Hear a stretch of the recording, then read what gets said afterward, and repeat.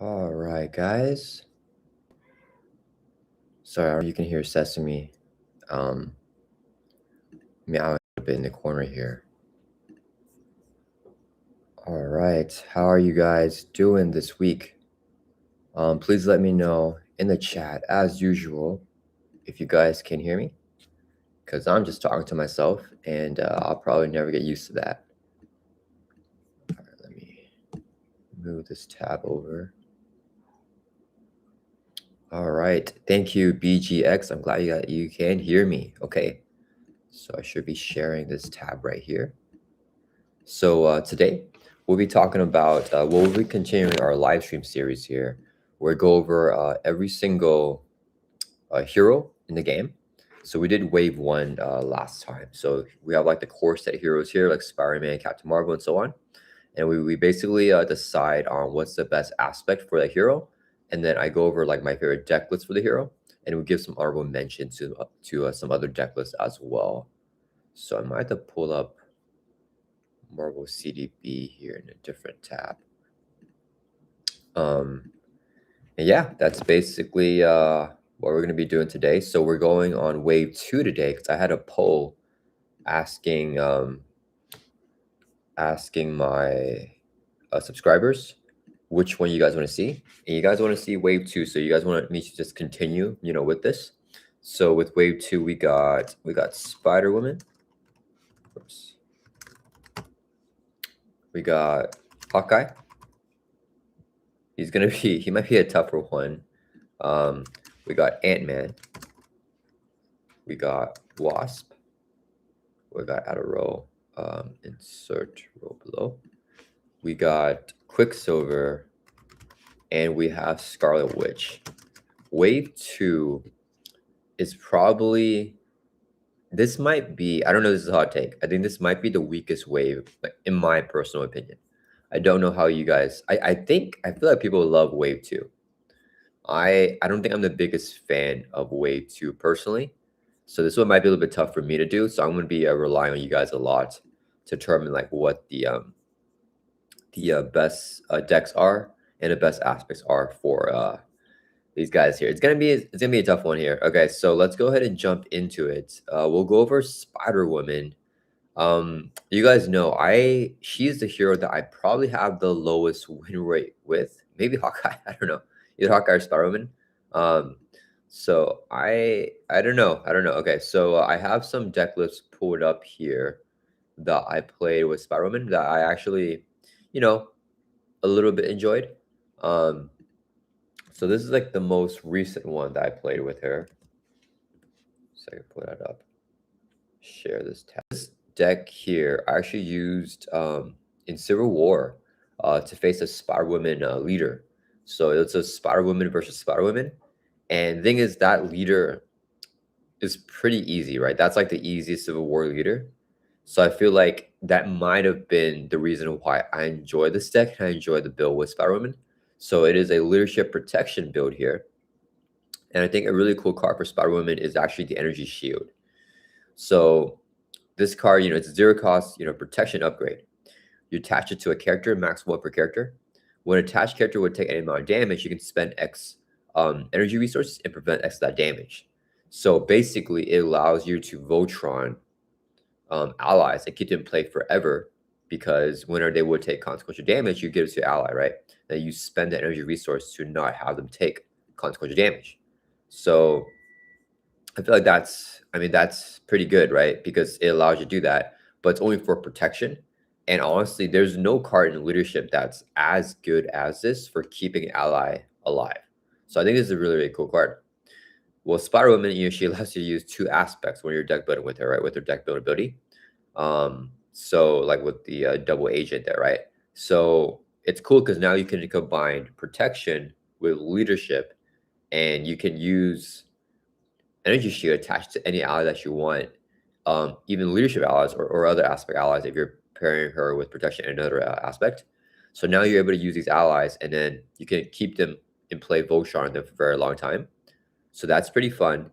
But also, Finesse is a card that I also am not a big fan of because it's very restrictive. It's a 2 cost upgrade. You can exhaustively generate a wild resource, but only for aspect cards. they have ruled in Marvel Champions that aspect cards count as like this effect here, generate a wild resource for an aspect card, is not only for paying for the cost of a card, like the cost of an aspect card, but also for paying for the effect of the aspect card, right? I don't know how intentional that was, but the wording of, stuff that's phrased as generate a wild resource for an aspect card actually means for anything of the aspect card, including this effect here. So since Energy Shield is an aspect card, you can always exhaust Finesse to generate that X, energy resource to prevent X of that damage. So, whenever I'm playing Spider-Woman, there's some turns where Finesse, doesn't get used because I'm not playing an aspect card that turn. Ideally you do want to play aspect card every single turn, but it just doesn't always work out that way, right? Like if I want to play Captain Marvel, sometimes this will cost my whole hand, and if she's not an aspect card, so I won't be able to use Finesse. So Energy Shield is a great way to just get use out of Finesse. So I don't know, this may be one of my favorite ways to play Spider-Woman with leadership protection. So we have all the powerful leadership stuff here, right? We got Triskelion, we got Command Team, we got Rapid Response, and we got Suit Ups. And then at the same time, we also got the Energy Shield stuff here to Voltron the allies. And then we have a Web-Warrior deck here. You guys know I love the Web-Warriors. And one of the main cards is, of course, the Peter Parker Spider-Man ally, right? This is just like one of the best cards ever. One of the strongest allies ever, especially for Web-Warriors, because after he activates, you can ready up another character, like another Web-Warrior character. So if we make ourselves into a Web-Warrior with the Warrior Great Web, then Spider-Woman gets like unlimited readies with this Peter Parker ally here with the Energy Shield. Every single turn, you're just able to do that. And you can, command team them. You can combine leadership stuff with him as well. So yeah, I feel like, I think I did like 50 damage in one turn. No, I think it was like 39 damage in a turn, something like that. So I think that was, I don't know, this might be my vote here. Do you guys have any opinions on that? If not, I'm gonna go through another deck list here. A pool aspect deck with Spider-Woman. And maybe I'll have a poll if you guys don't have any suggestions for me for what the best way to play is. So this is similar thing. I feel like for Spider-Woman, there's not like that. I don't know. Weston I says I have a hard time not picking pool for one of the aspects. Finesse with tic-tac-toe or stick to itness is too good. Yeah. So I think pool is probably my favorite way to play here. Until we got the Energy Shield here. But even with the Energy Shield, I think that pool is still a good contender. The thing is, I don't think Energy Shield synergizes well with pool because the pool allies don't take consequential damage anyways, right? So you don't need that. So I could definitely, if you guys think this is better, I'm totally down putting a pool deck for Spider-Woman instead. But this is probably the first build that I ever played with Spider-Woman that I actually enjoyed. So like just like what you're saying here, my son, you said Vanessa tic-tac-toe, stick to Iptonus is too good. Yeah. So same thing, right? Pool aspect cards are aspect cards. So tic-tac-toe, you spend a resource of any type, you can use a finesse for that. And that's just really good. You get a lot of value out of that. And then obviously stick to Iptonus. I don't even think I have it. No, I don't even have it in this deck here. This is more of an ally deck with leadership and pool. Another thing I really like with pool though is that these triples, these resource cards are aspect cards. So they work for everything, for all of her cards, because it's just triple resources if you keep her life high. And her alter ego support, Jessica Drew's apartment, I really like this card with the pool aspect cards, because as an alter ego action, you can exhaust it, search the top 5 cards of your deck for any aspect card out of your hand. So you could get a triple to your hand with the Jessica Drew's apartment. And then you can use the triple to play like Captain Marvel, a pool aspect ally, or like a leadership ally. So that's really good there. And then since the pool allies don't take consequential damage, like, if you play late Deadpool, these pool allies, they don't have consequential damage. So we have 3 get readies. We have get ragey, just like both, like we just keep her playing forever. We buff her up with stuff like Inspire +1 attack, Sidearm +1 attack, Sky Cycle after Honor Revenger to give her hit points, Avenger trait, and then she can ready up. So then you just get ragey, get ready her. Like, I think I had Lady Deadpool do like 20, 25 damage in one turn, and she never dies because she doesn't take constant damage. So I think that's definitely another fun way to play Spider-Woman. Tights, welcome to chat. It says, hi, just started watching, even though I rarely played her. I like the protection leadership combo. Yeah. Yeah, the production stuff is definitely a fun build with Spider-Woman too. So question is, okay, do you guys like, I mean, I'm not seeing any other suggestions. So do you guys like pool leadership more? Or do you like the protection leadership? So I guess I'll start a poll here. I'll see what you guys think. So which aspect combo? Because from in my opinion, I think like one of those is definitely like these are the two best ways to play her. Which aspect combo do you like more for Spider-Woman? And we'll see what you guys say. So we got the leadership protection or leadership pool. All right. Yeah, I mean, I have no problem with either one you guys vote for because I think these are both pretty fun ways to play her. I think leadership is kind of like, I think she's kind of forced into leadership because, I don't know, I feel like the combo with allies and supporting them with a different aspect is really unique. And I don't know there's any other aspect combination that's as unique as that, right? Like if you can play aggression and justice, like yeah, you have thwart events, you have attack events, but then like most of the time, the hero specific thwart events and attack events are better than both the aggression and justice stuff, right? Like there's not that many like across aspect synergies. But leadership, I think, provides the most because like stuff like energy shield from protection, buffing up the allies, keeping them in play to prevent consequential damage. And then you got pool, which don't take consequential damage, and then the leadership can buff them up, get them ready and stuff like that. So Tights says, I'm torn between those two. Yeah, me too. Pool gives even more bonus on her powers, but protection is my favorite. Yeah, I think I also like protection more as of an aspect than pool, but yeah, I mean, pool does give a lot of bonus. My son says, not to mention leadership with Carol is too good. I love sidekick Spider-Man. Oh yeah, that's also yeah. Good point. I think sidekick for sure is a contention for that. Yeah, I would say I think yeah. I mean, sidekick. Yeah, maybe I should find a. Well, let me. Yeah, like maybe I should find a sidekick deck too, if you guys think sidekick's better. So maybe I'll have a poll for that. I think the best sidekick deck for Spider-Woman though has got to be with protection too, though. I think protection is because you still want the energy shields, right? Like yeah. So I feel like a Web-Warrior deck, but I definitely think that's a sidekick deck with Spider-Woman or with Captain Marvel. I mean, keep her in play to have her activate infinitely is very is a strong way to play her. Okay, so you guys voted 83% leadership protection here. Okay, I feel like you guys would probably prefer suit up. So maybe I can find a suit up deck. Toby, back again. Okay, so you are Tights, I think. Well, welcome back. I'm glad you're able to join us on your game account. Yeah, let me see if I can find a Spider-Woman deck. I think one of my channel members actually made one before that that they had me play. So let me see if I can find that for you guys. Let's see here. We're looking for Spider-Woman, a Voltron deck. So I'll have you guys vote. I feel like that'll probably win out, actually, now I think about it. So Spider-Woman and let me see. I think this is the deck. Yeah, okay. Let me share this. You guys. Okay.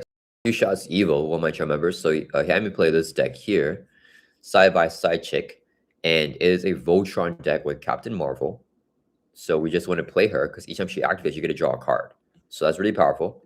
We give the energy shield to Captain Marvel, so she never takes consequential damage because each time she takes a damage, we spend an energy resource to prevent that.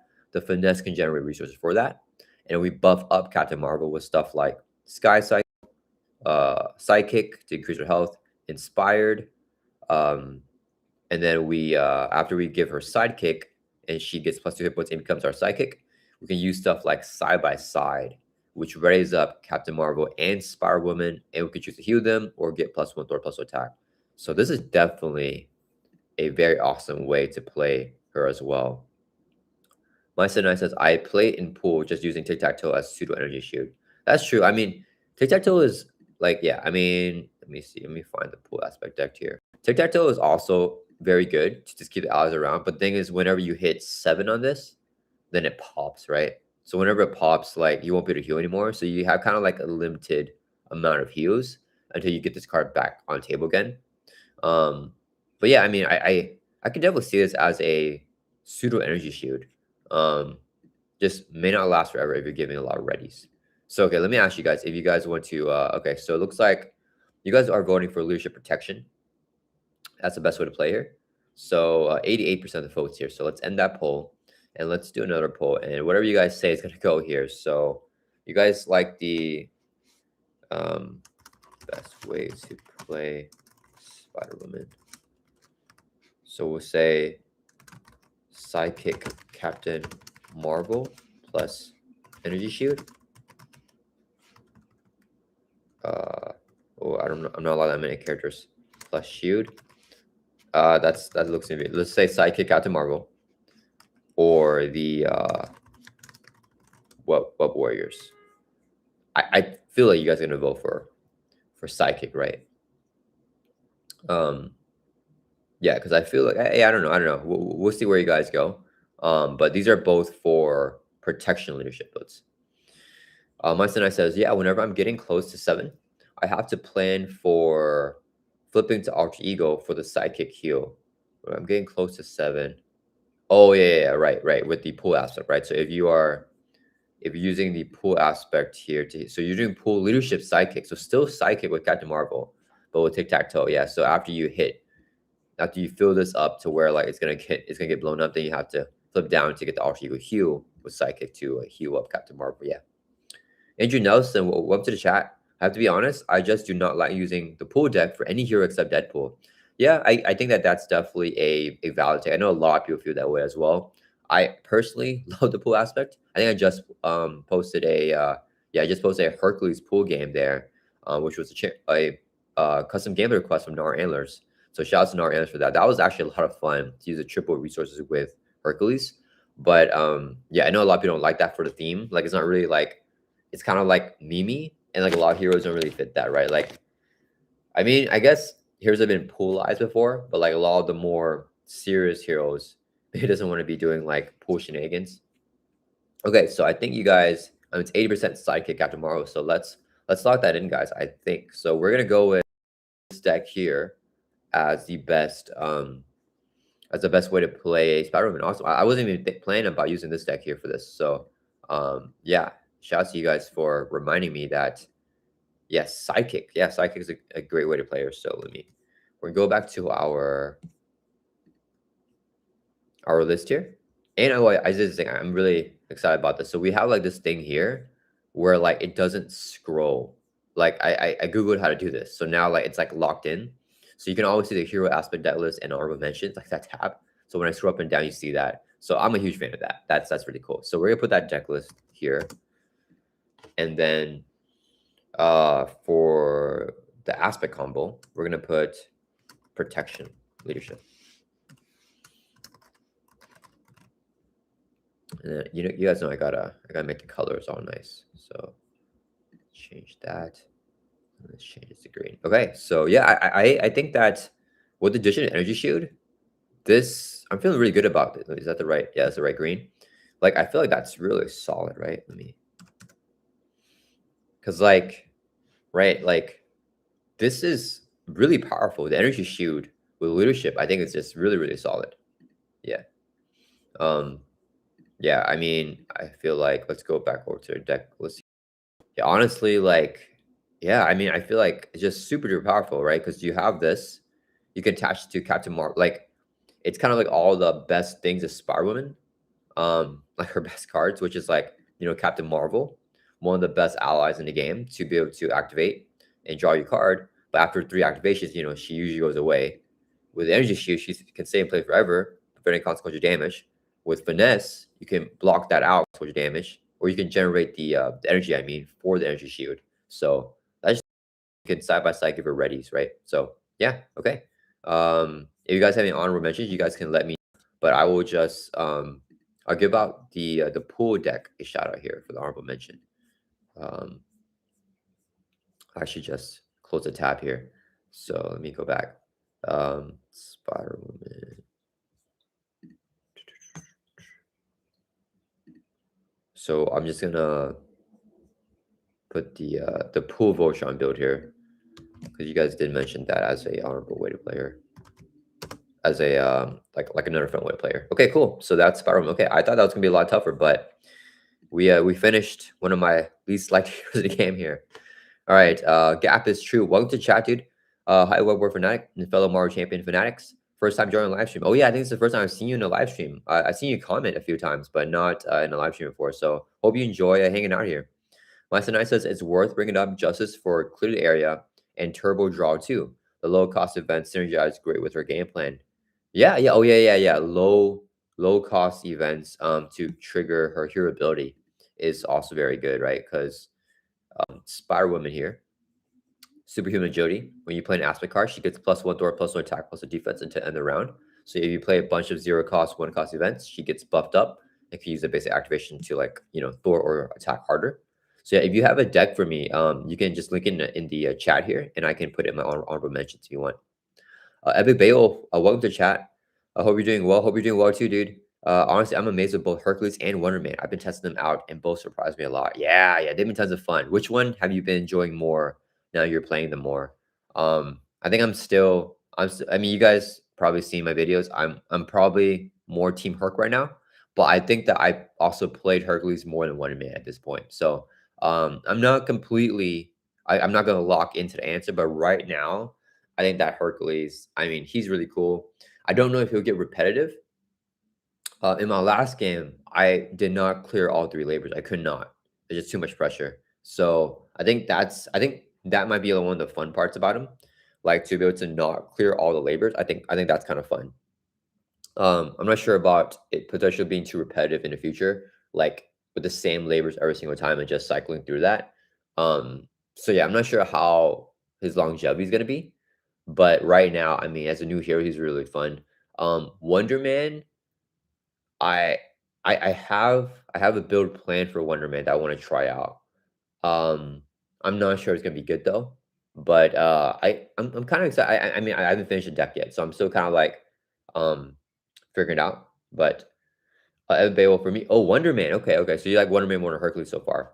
I don't like to build too much, but Hercules is a fun type build up. Okay, I see. So you're not much of a build up. Yeah. You know what's crazy about Wonder Man? I played two-handed games with him already.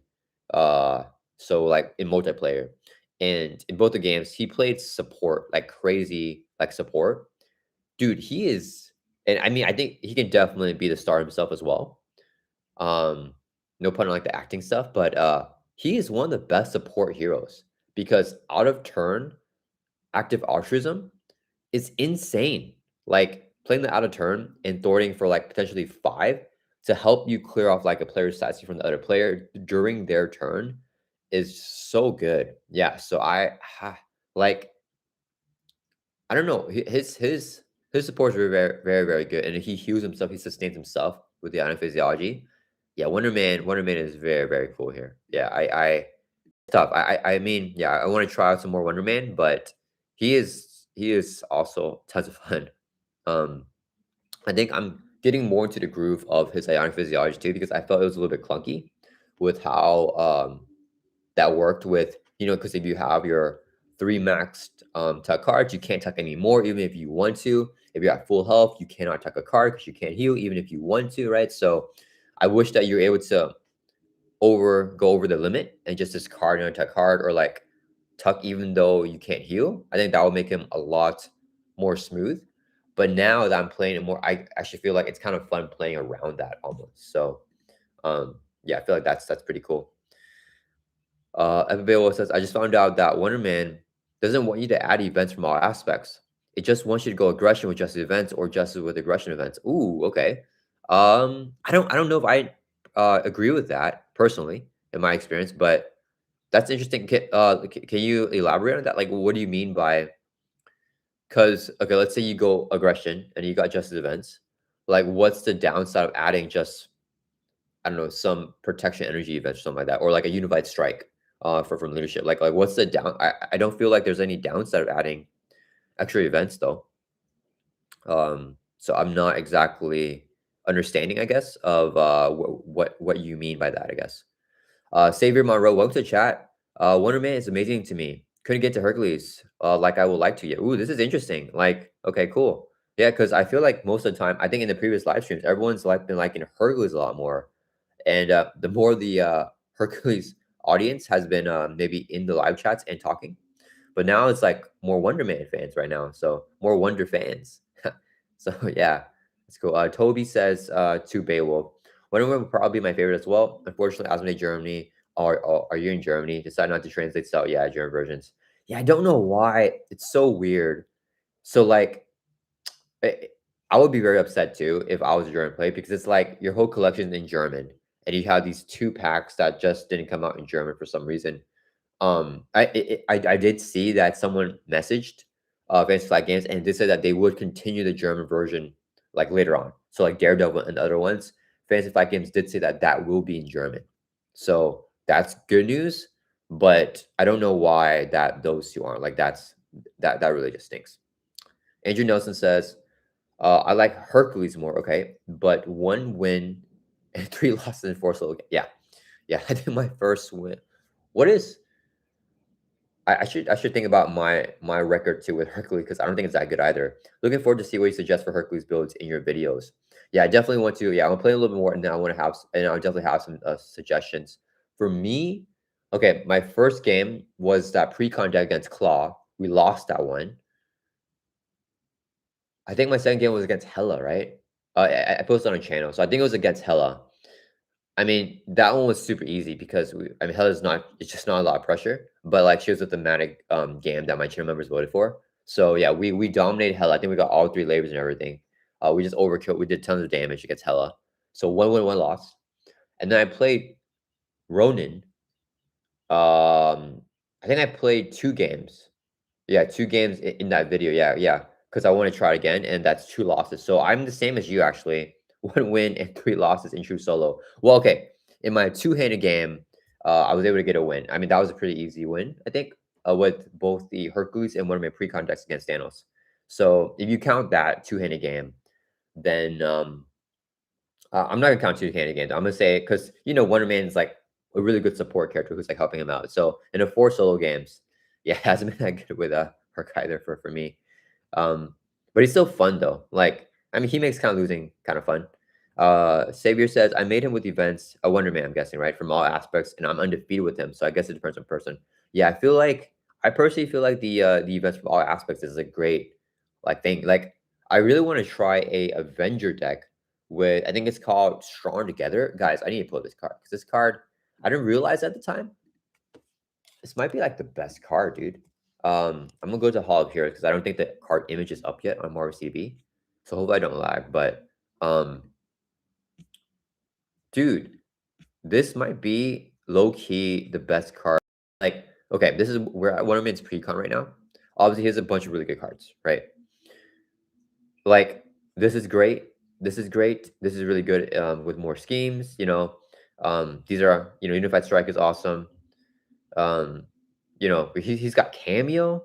He's got Battlefield Benevolence. He's got this awesome Hawkeye ally. Swordsman's awesome as well. And it's like really Cyclops, right? This might be the sleeper card of potentially like the strongest card in his pre-con deck, which I didn't think so in the beginning. But we got Daredevil here on art. Strong Together.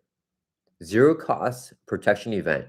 As a hero interrupt when a character other than your hero will take any amount of damage, if that character shares a trait with a hero, reduce it by your defense. 0 cost energy event that reduces damage by 2 because Wonder Man has 2 defense. That's really good. That just keeps all the allies up longer. Okay, never mind. This is probably not the best card for every hero, but for Wonder Man, it's exceptional because 0 cost, and then he gets to heal 1 with Iron Physiology because it's a tough card for that. So, like, I don't know. This card's so freaking good. Young Brain, hi, how are you? Hey man, welcome to the chat. I think it's the first time seeing you in a live stream. I'm doing well. Hope you're doing well too. Everybody Wolf says, honestly, for me, the big surprise out of the 2 hero packs is Ever All at Once. Yeah, right. Yeah, that's a really good card too. Ever All at Once. Man, I think I played this, like taking off like 12, 15 threat in one go. For how much cost? I think like for 4 costs, and you get the free overpay with Mr. Hollywood. That's just insane. Yeah, this is just so good. I think I think it's better for Wonderman than anyone else because Mr. Hollywood really unlocks the card. For other heroes, without Mr. Hollywood, it's a little bit rougher. But yeah, getting that free overpay is really nice. My Sinai says, haven't had much success with Hercules, but he's very fun to lose with. Yeah, yeah. He is fun here to lose with. He might be one of the best ones to lose with. NB Random, welcome to the chat. Is Spider-Man better solo or multiplayer? Also, thank you for the build this weekend. My wife did so good. Nice. Okay, I'm glad she did well. You requested the aggression. Oh no, you requested the Shuri build, right? For your wife, like a simple deck for her. Yeah, I was a little bit surprised with your deck build request because I think that Black Panthers, that's a fun team up, but Shuri's kind of complex. Like she has a lot of moving parts. And then obviously, I mean, I can't relate with my wife. Like I think that the wives usually want a more simpler deck, so you wanted like a simple deck with that. So I just kind of like want to lean away from a lot of what Shuri does and just like have her attack and aggression and get the Panther Claws down and then just go off of that, right? So I'm really glad she enjoyed it. Yeah, thank you for the feedback. I'm very happy that she liked the deck. Let me go back here to this tab here. And he also asked, is Spider-Woman better true solo multiplayer? I think multiplayer for sure. I think Spider-Woman is a multiplayer type of hero. She's very early on, but wait, that's not the right deck. Let me go back here. I want to share this deck here. I think that, yeah, I don't know if this is a hot take. I think she's good in true solo against very weak scenarios where you can just pheromones and just like Sun Confuse, block out 2 activations for 2 turns and then flip, right? That's where she's really good at in true solo. In multiplayer, she's just a lot better to be able to set up. And then like set up stuff like Captain Marvel and like Voltron builds, like all these builds here, these Voltron builds for both pool and in leadership, all that stuff takes up so much setup. And all of our cards are so expensive. Finesse is a double resource, like it costs 2, I mean, for a resource generator. That's restrictive. Most restrictive resource generators cost 1. Like look at like Gamora, who generates a water resource for events. It's a 1 cost. Most of these things are just 1 cost, but hers is 2 costs and is restricted. Right? If you look at like Captain America with Super Solar Serum, you generate physical resource for any card. It's non-restrictive, it's still 2 costs. So this is like she has a very expensive kit. So I feel like she needs help from the other player and just an extra breathing room from multiplayer. So I feel like she's definitely better in multiplayer. Let's see. Beowulf says, okay, so he's elaborating, I think, on the Wonder Man build. Why he prefers like just going to aggression and then like justice events or something like that. So for deck space. Oh, yeah. Deck space is a little bit tough with him. It's pretty tight. Let's say I go with Justice and I had 4 Justice events and 4 aggression events. As a solo player, that's all I need. The rest would be upgrade supports. Yeah. I don't see that point. Sesame is usually calmer during the live streams, but she's a little bit rowdy today. Beowulf says, sorry, she distracted me because I'm worried she's gonna close the laptop.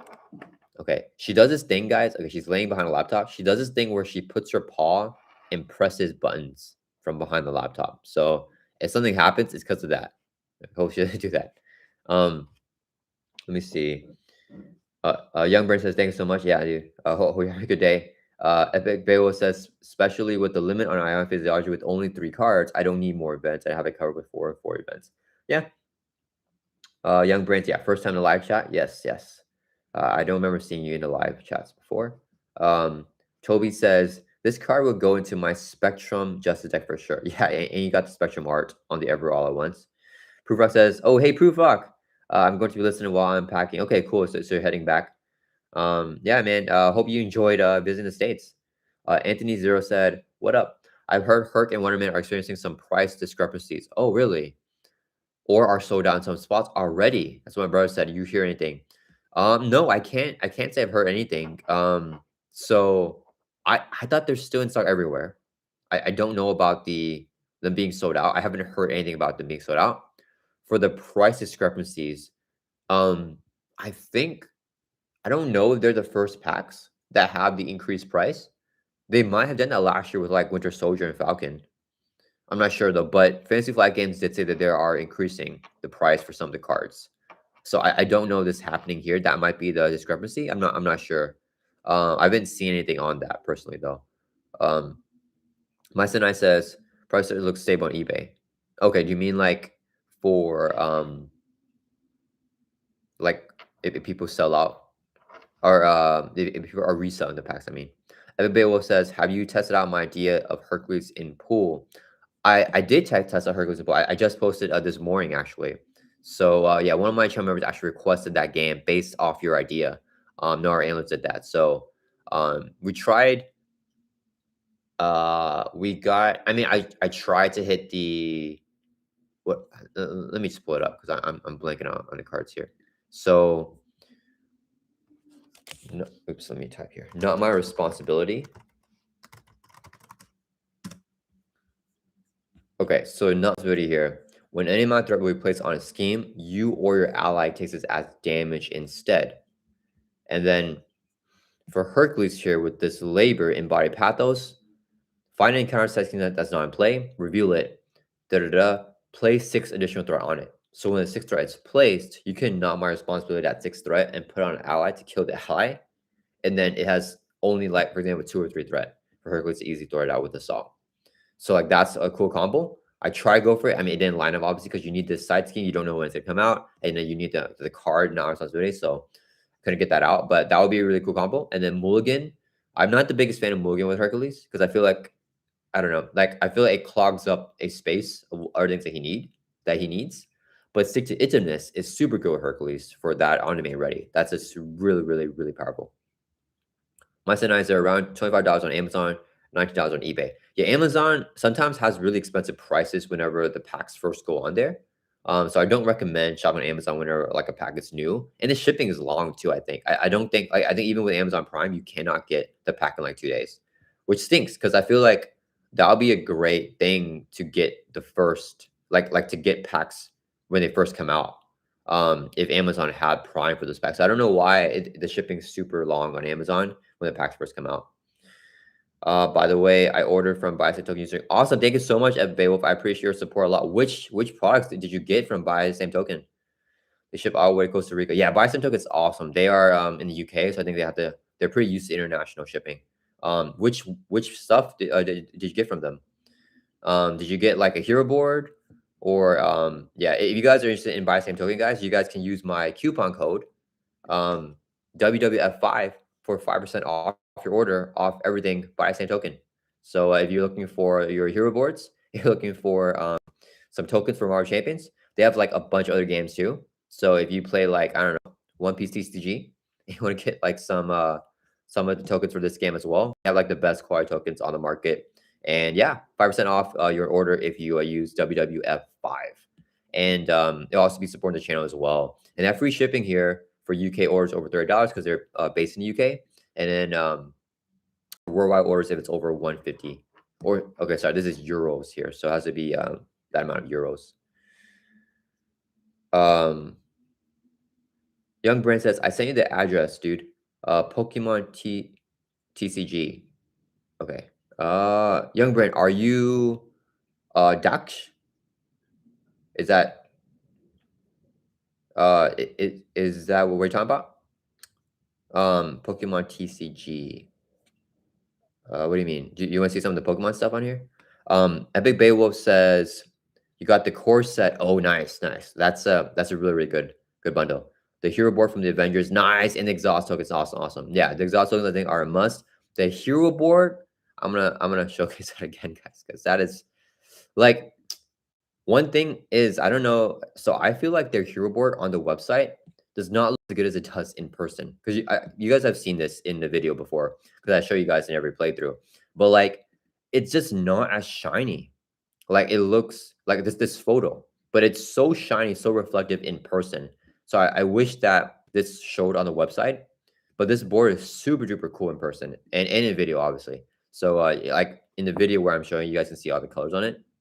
But yeah, if you guys think this looks cool, here it looks even cooler in person. So I ordered 15 exhaust tokens, and I'm worried it's not enough. yeah. I mean, it usually be enough unless you're playing like Maria Hill.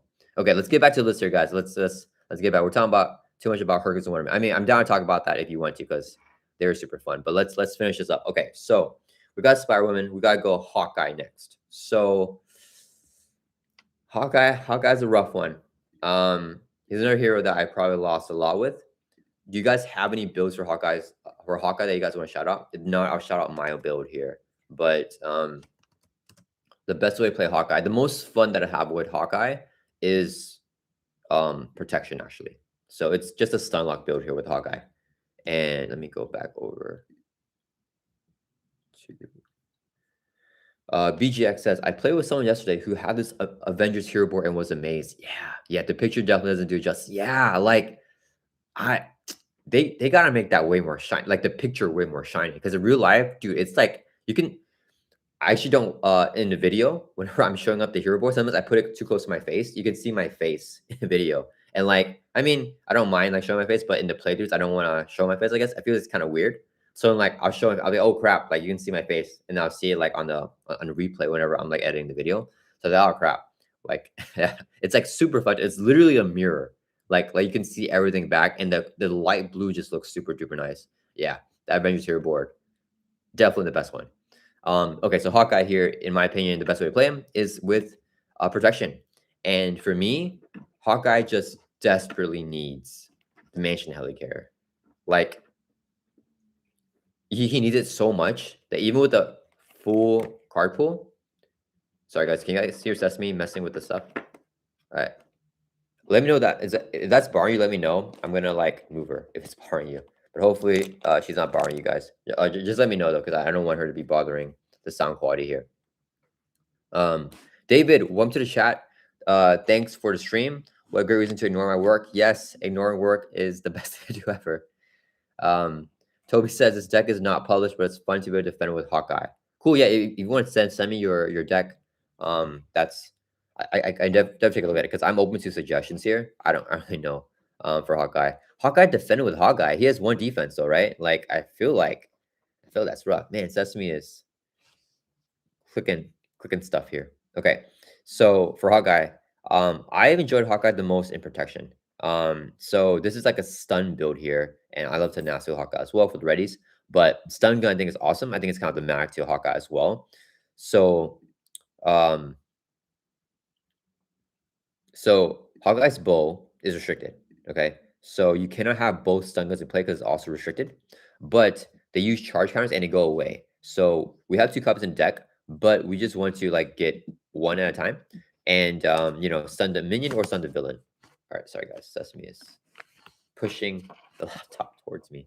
Okay, so yeah, and I mean this build only works against very susceptible villains to stun, right? If the villain has a way to access like steady or stalwart, if you're playing like standard 2, I mean this build just completely like doesn't work. But this can work against just some easier villains like Voltron and stuff like that. Or Voltron's not easy, but he's very weak to stun.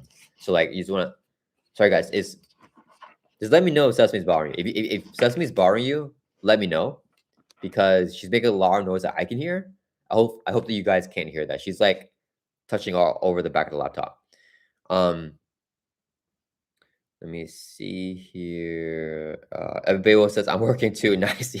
Yeah. Working and not working at the same time is one of the best things ever. David said wink at Epic Beowulf. Epic Beowulf says I'm a Web-Warrior Fanatic fan first. Yes, thank you. I appreciate you, Epic Beowulf.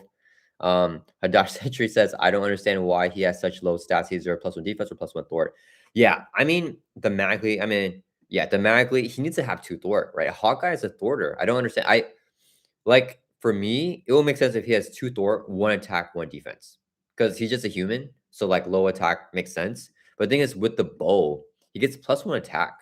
So like the mag, I don't even understand what's going on because now he has 3 attack. That's like Hulk.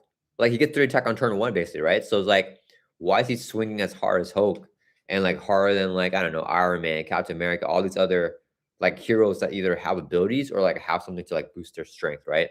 Like Hawkeye, I don't know. I feel like they messed up thematically with his kit. Like he should be more of a authority hero with like weaker attack. Um, but okay, that aside, yeah. So I'm gonna go with this build. It's just a stunlock build.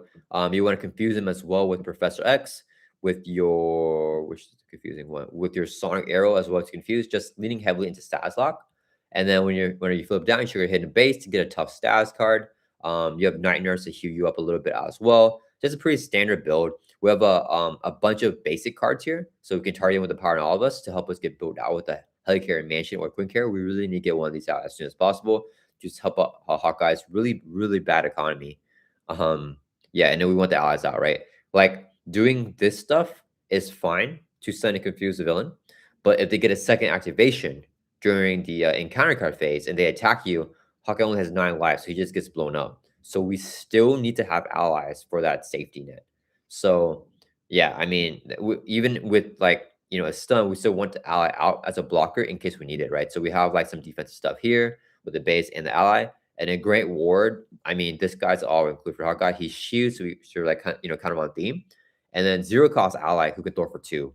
I mean, Hawkeye like loves that, right? So yeah, I'm gonna put this here, and I generally enjoy protection decks the most with Hawkeye.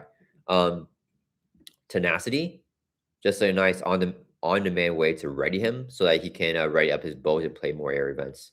Yeah, I mean, I don't think this is like by any means like something amazing for Hawkeye, but it's just the most fun I had, and I haven't really figured him out like a build that I think is actually going to be both powerful and fun, and take on like the most difficult scenarios, right? Like this deck can handle like Ultron very consistently, which I feel like it's Hawkeye's. I think that's Hawkeye's like peak, like being able to take out like Ultron. I don't think he's like a I don't think he's much of a, I don't know, a Ronin or like a Venom Goblin type of hero, which is entirely fair, right? You don't have to be able to defeat that to be a fun hero. I think Hercules is kind of like on the edge of that. I don't think he can do those difficult scenarios very consistently, but he's still a very fun hero, right? So that's not like a requirement, but I think that this deck is a good balance of Hawkeye's funness and some theme in there. Okay, let's see. Epic Beowulf says, by the way, have you seen the last rule update? They overwrote the She-Hulk rule, which means you don't have to heal to use Ion Physiology with one. Wait, what? What do you mean they overwrote the She-Hulk rule?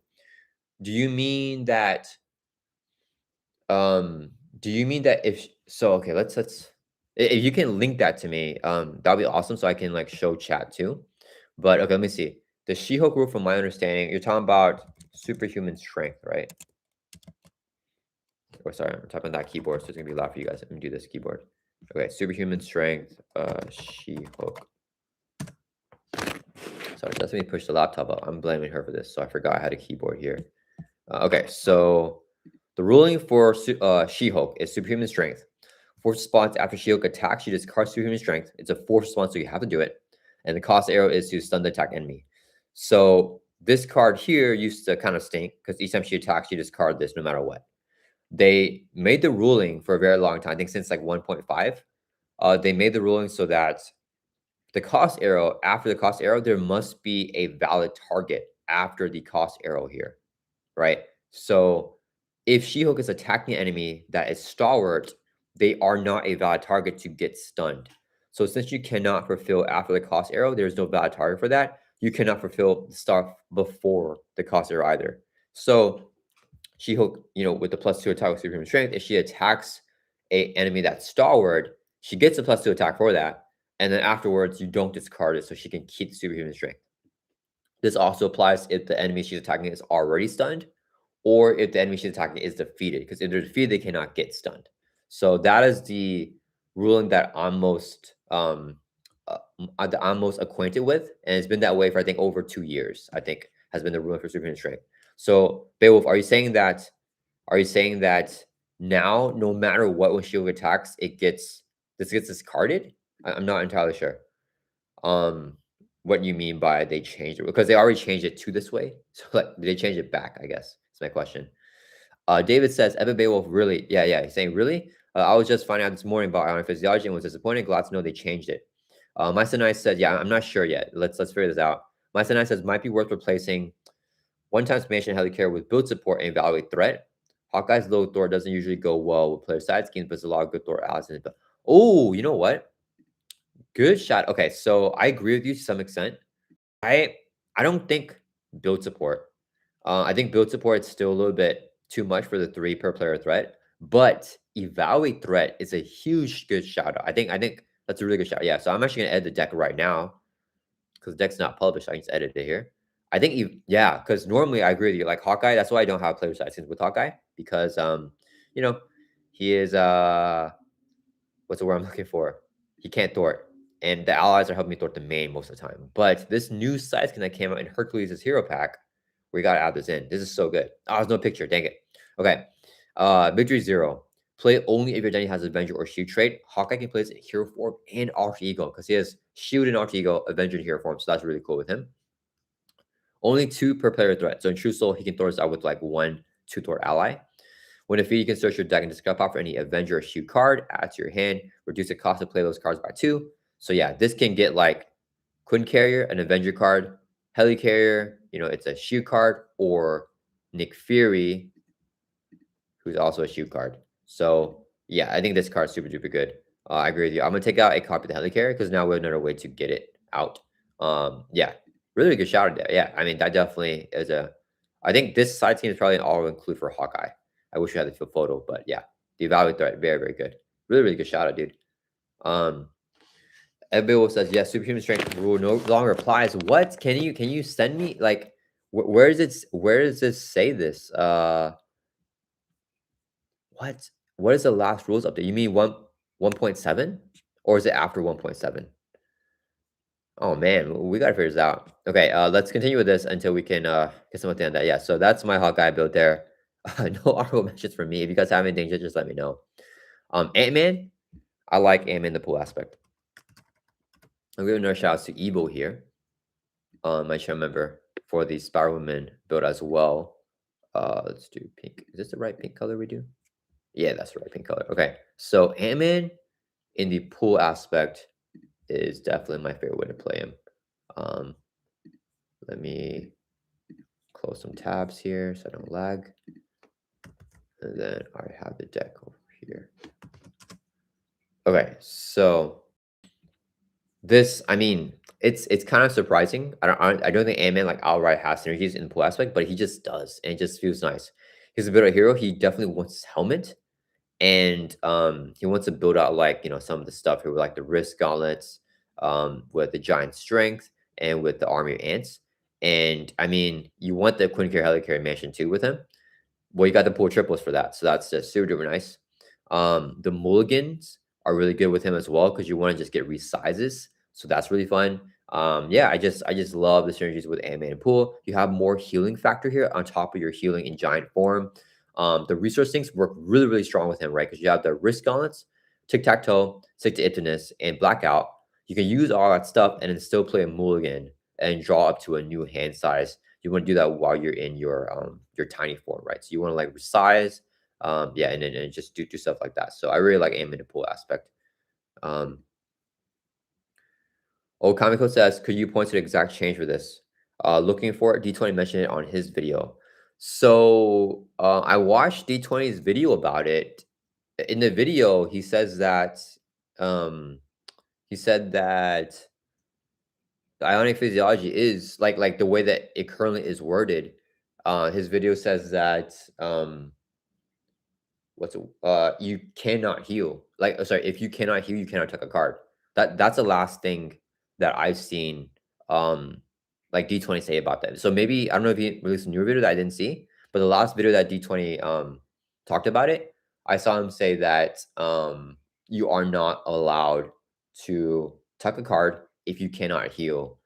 And then he said that he played it wrong on the live stream. So but yeah, that's the way that's worked because of valid targets. But I could be wrong. That's my memory of that. I don't have the best memory, so hopefully that's correct. But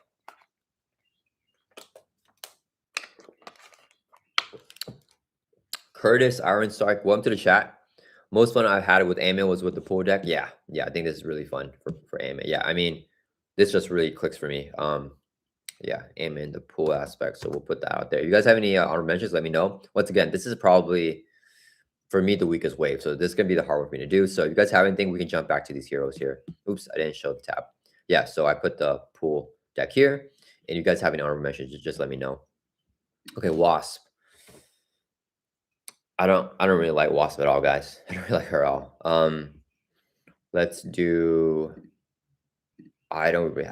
Do you guys have any suggestions for me? If you guys don't, I'll just put like a build that I played with her, and we'll see. Okay, so let's see. I thought I had a leadership build. I played one before. Oh, it was by one of my friends. I don't know. I can find the list. Kurt says, "Is there a ready for a fight deck for Ant-Man?" Um, yeah, that could be fun too. I think there is. I can find one to put on the honorable mentions. Evan Babel says, "Never mind." Okay, I was wrong. Still applies. Okay, yeah. I mean, it's gonna be fine. Yeah, yeah. I think it's confusing because like even that ruins went back and forth too. So yeah, I think currently right now we cannot use Ionic Physiology to tuck a card if you have full life with Wonderman, and Superhuman Strength. If you can't stun a target, it can stay in play. So that's the ruling right now at this moment in time, and we'll see it change in the future. But right now, that's the way that it is, unfortunately, because of the valid target rule. Like cost errors are so weird because obviously you have to fulfill everything in front of the cost arrow to fulfill the stuff that's behind it. But the thing that's so weird is that now it says for the cost arrow, if there's no valid target to fulfill at least one part of the thing of the sentence behind the cost arrow, you cannot do the thing in front of the cost arrow, which is like, I don't know. David says, agreed, Web-Warrior Fanatic. As soon as I play Ant-Man, I freaking loved him. Was decided to try out Wasp and then disappointed. Yeah. Yeah. Okay, let's find let's go to deck list here. Uh-oh. Is Marcy to be lagging? No thanks. Okay, so we're gonna look up a red for fight deck here for Ant-Man. I think Ant-Man is pretty fun to red for fight too, because he can change like different forms. Let's do. Wait, what am I looking for? Show advanced search. Ready for fight.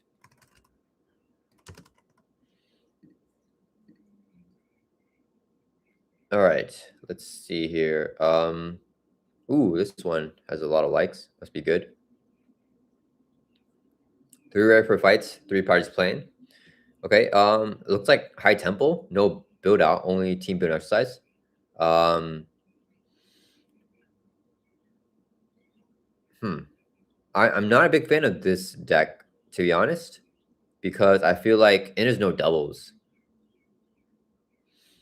Like so for me, ready for fight, the point of ready for fight is to flip down to alter ego. When flipping down to alter ego, you get the hand size of 6. The economy is so useful to build out and play more expensive cards. I think everything here is super, super cheap. I feel like the cost curve here is super low, except for Nick and Hope Summers, right? The allies are pretty cheap here as well. Did it show a cost curve for us? Yeah, yeah. So like everything is so cheap here, but I feel like if you're flipping down to alter ego, like you just have way more economy. So like, why not take advantage of the economy? Like you have tons of healing in this deck, right? He has so much healing here with everyday hero. Yeah, I'm not gonna pick this deck though. I feel like if you want to lead into ready for a fight, and ooh, does this have the hidden base? Oh yeah, I do like this. I like hidden base with ready for a fight. To get the tufts. And then Queen Care team building. Yeah, I don't know. I'm just not a fan of team building that much. But Queen Care by itself is not bad. Not a lot of allies here. Is there a lot of healing here either? I don't know. Let me find another build here, but let's see what chat says. Bill says, I prefer Wasp. Her ability to reshuffle cards in Alter Ego, and the fact that she's a genius invites to switch Alter Ego almost every time, but definitely not my favorite 3-sided hero. Yeah, maybe I can find, or we can just build a deck here actually for Wasp. If I can't find it, I don't know if I'm gonna find it. I want to find Ant-Man deck that I like a little bit here. I'm not a. Let's see. I just kind of want like a standard deck here that I can just put like a pretty basic deck. This is a perfect defense deck. That looks fun. Oh, this is from Evo here again. I'm gonna put this deck here. I think I played. Did I play this deck? I think I played this deck. Yeah, we're gonna put this deck here because it's just basic, right? Like I just want the Ready for a Fight combo. Flip down to already got the massive hand size. I can easily afford Mansion Helicarrier Carrier, Quinn Carrier. Where hidden base is really good to flip down because then you get that tough status card. You flip back up, you can pick whatever form you're flipping up into. Yeah, I just want something more simple, like just leaning into Ready for a Fight with Ant-Man. So let's share this tab. So I'll put this here.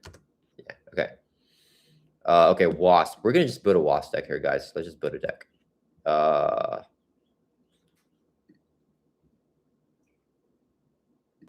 Okay, so Wasp. Okay, so we're gonna lean into mental resources and Moon Girl, and just shuffle them back in with Girl, right? Oops, where's Girl? Her alter ego ability here, Girl. Shuffle up to 2 cards with different dimension from discard out back into your deck limit once per round. So we just get go ahead and Moon Girl.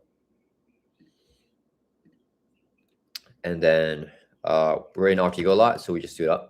The thing is, I don't know, like when I played the suit up build with Wasp, it was probably one of my least favorite heroes to do a suit up build with. I don't know, it just didn't click well, like as much as I would have wanted. So we want all the mental resource allies here. Ooh. Guys, am I still here? Am I still here? Oh, I just accidentally screen locked. Not screen locked. I went to the all right, I feel like we're still here, hopefully. Yeah, hopefully. Let's see what's going on here. Are we good? Okay, I accidentally clicked a button that like went to my lock screen. Oh my goodness, why did I have the button on the keyboard? That's not good. Okay, let me. How do we do? Let me see. Is that good? Okay, sorry guys. Sorry about the technical difficulties there. Is this working? I feel it's not working right now. Share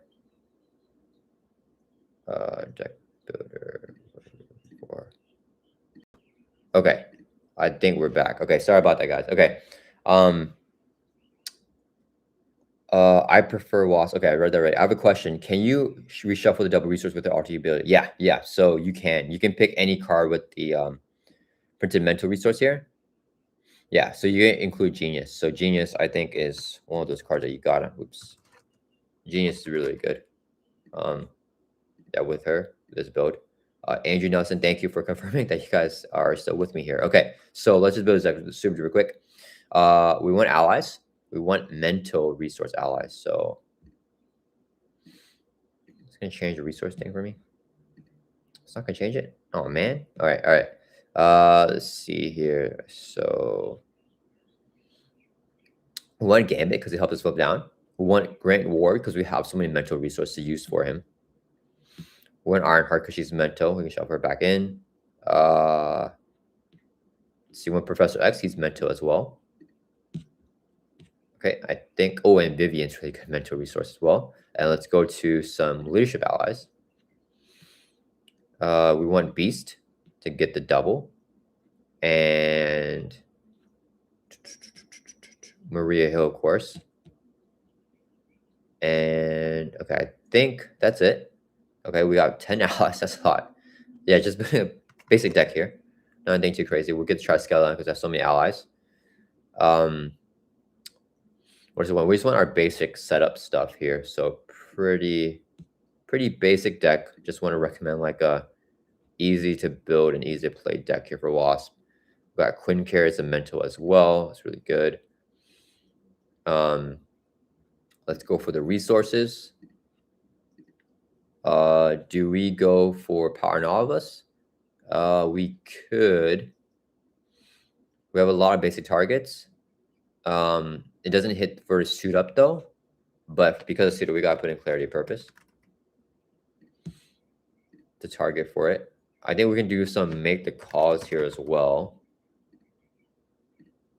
Let's put all 3 copies actually. Yeah, okay, and then let's do a Power Novelist. Okay, so super simple build here. Yeah. All right. Wait, am I missing a card? Why is it only 39. I thought we did 40. Okay, let's do 2 power novelist. All right, we could put a team team training as well, but I think that because I think we're going more for recursion here, and because it's a leadership card, we don't have the doubles for leadership. Right? We don't have power leadership. We have power novelist. So this will hit everything, including make the call allies. Just doesn't hit for Beast, Maria Hill, and Suit Up, because these are all single resources, right? So it's just super basic Suit Up.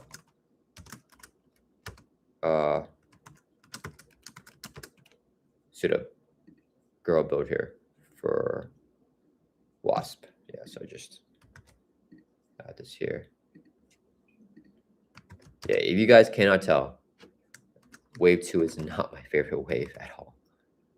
Probably my least favorite wave in the game. Yeah, everything here, that means protection leadership for Spider-Woman, protection Hawkeye, leadership for Wasp. Well, aim in and pull though, which is pretty neat. All right, we gotta do Quicksilver and Scarlet Witch.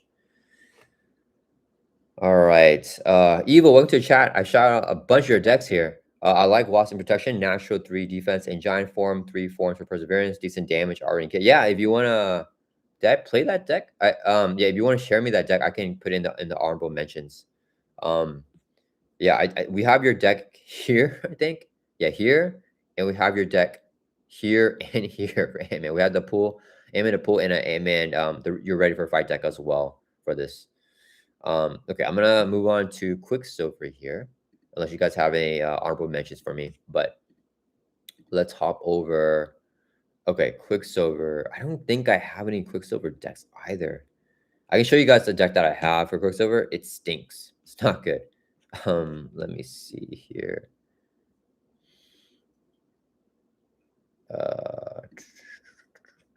Share this tab. So this is a deck that I built for Quicksilver like a super long time ago. It took down Expert Magneto. It took 1 hour 30 minutes, I think.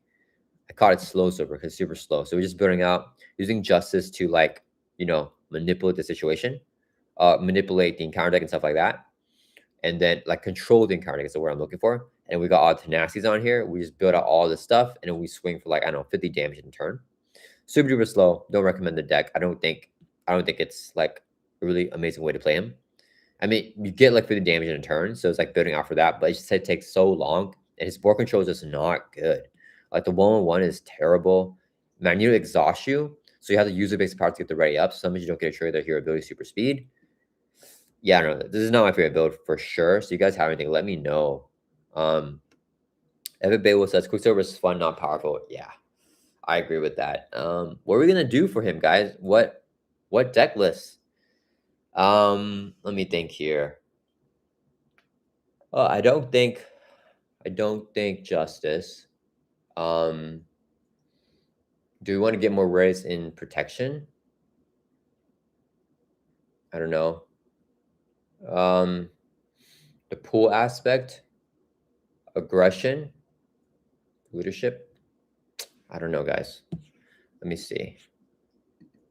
What are we doing? I don't know what to do here for Quicksilver. This is tough. I have. I think this was a fun build I did here. I did this build with leadership. There's a team with Magneto where Magneto makes Quicksilver a mutant character. With the honorary X-Men. Yeah. So he makes Quicksilver an X-Men character. Yeah, Magneto does it with the Magneto deck to pair with this.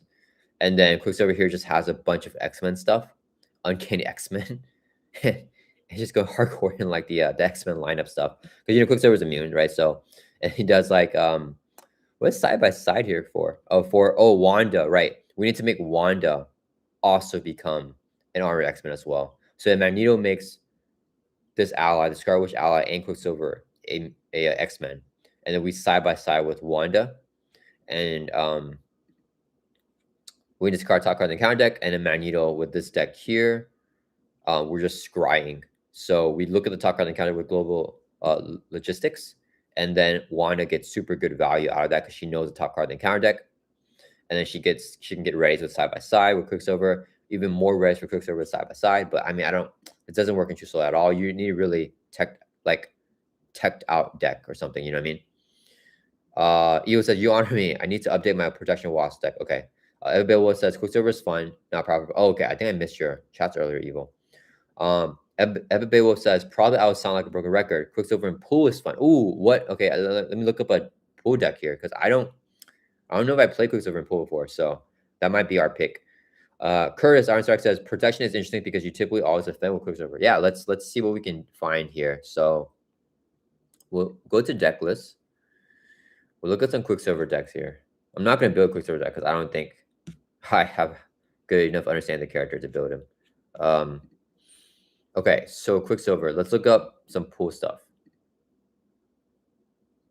Let's see. Laser swords.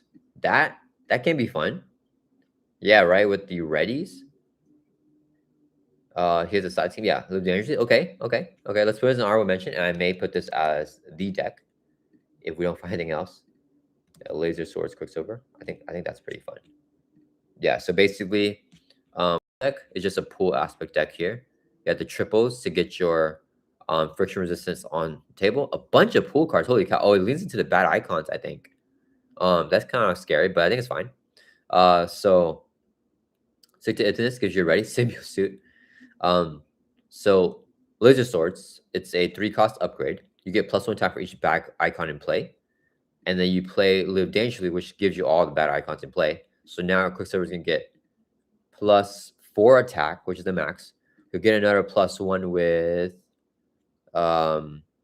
with this card here, his upgrade. So he has 5 attack now. And then he just readies up and can hopefully just kill the villain in that turn before he dies. So I think that's a fun way. Let's see. My son I says, haven't played Quicksilver, but he seems like a great repurpose hero. Oh yeah, that could be interesting too. I think. Okay. Yeah, I'll see if I can find something in protection with defending and repurpose for him. Epic Wolf says, I don't recommend Quicksilver in protection at all. Okay. He's really slow in protection, even worse, because you have to build in order to play the repurpose build. That's true. I mean, that's why I didn't like my Justice deck, because you had to build out even more. Quicksilver is one of my, he's slow silver, guys. That's the correct name to call him in Marvel Champions. Quicksilver is one of my most played heroes at the beginning of Marvel Champions journey. Oh yeah, I think Nelson's like that as well. I think he really loves Quicksilver. Okamiko says Quicksilver could cameo Shuri. Shuri? Oh, cameo Shuri. Okay, and spam make the card get its upgrades faster. Oh yeah, that could be interesting. Yeah, I think that's a fun way to build them. I just think that the economy with cameo, because cameo cuts your economy the worst. So you're playing a low economy hero like Quicksilver, like it's just really rough. Like cameo really works better with Peter Parker, Spider-Man, like a bigger economy hero, especially in True Solo. Evo says, I'll have to watch this later. Have fun, everyone. Yeah, Evo, glad you could join us for a little bit here. And we mentioned a lot of your decks in the video. Kurt says, I see people talk about Symbiote is great for Quicksilver. Never tried it myself. Yeah, I actually have a podcast episode. I'll plug that here with Stretch 22. Let me see. What? Oops, let me type this keyboard.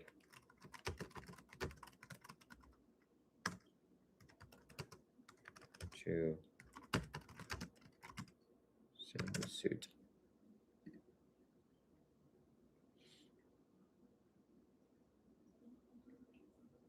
Yeah, so me and Stretch did a podcast episode here talking about Symbiote Suit. And I know that he hates the Symbiote Suit. And I'm not the biggest fan of Symbiote Suit. So this was a very fun episode because I let him, because I know a lot of the community loves the Symbiote Suit. So this was fun because I basically just let him trash the Symbiote Suit and talk about how it's basically not good for any hero except for Deadpool. And I just had him share his thoughts and had him, be the forefront of trashing it, so I don't have to trash it. I don't have to get backlash for trashing it. So yeah, this is a very fun episode. If you guys want to check this out, I'm gonna put the link in the description for you guys. If you guys are interested in seeing that episode. But yeah, that was a fun one if you want to hear us talk about the Symbiote Suit.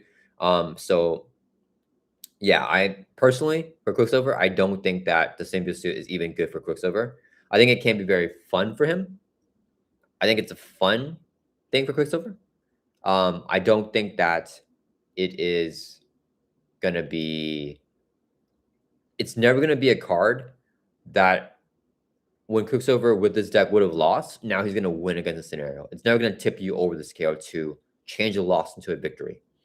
It'll always either Like you already won, so Symbiote is gonna help you, you know, still win, make it hard to win or make it easier to win. Like either way, like it might be a win more card in that situation.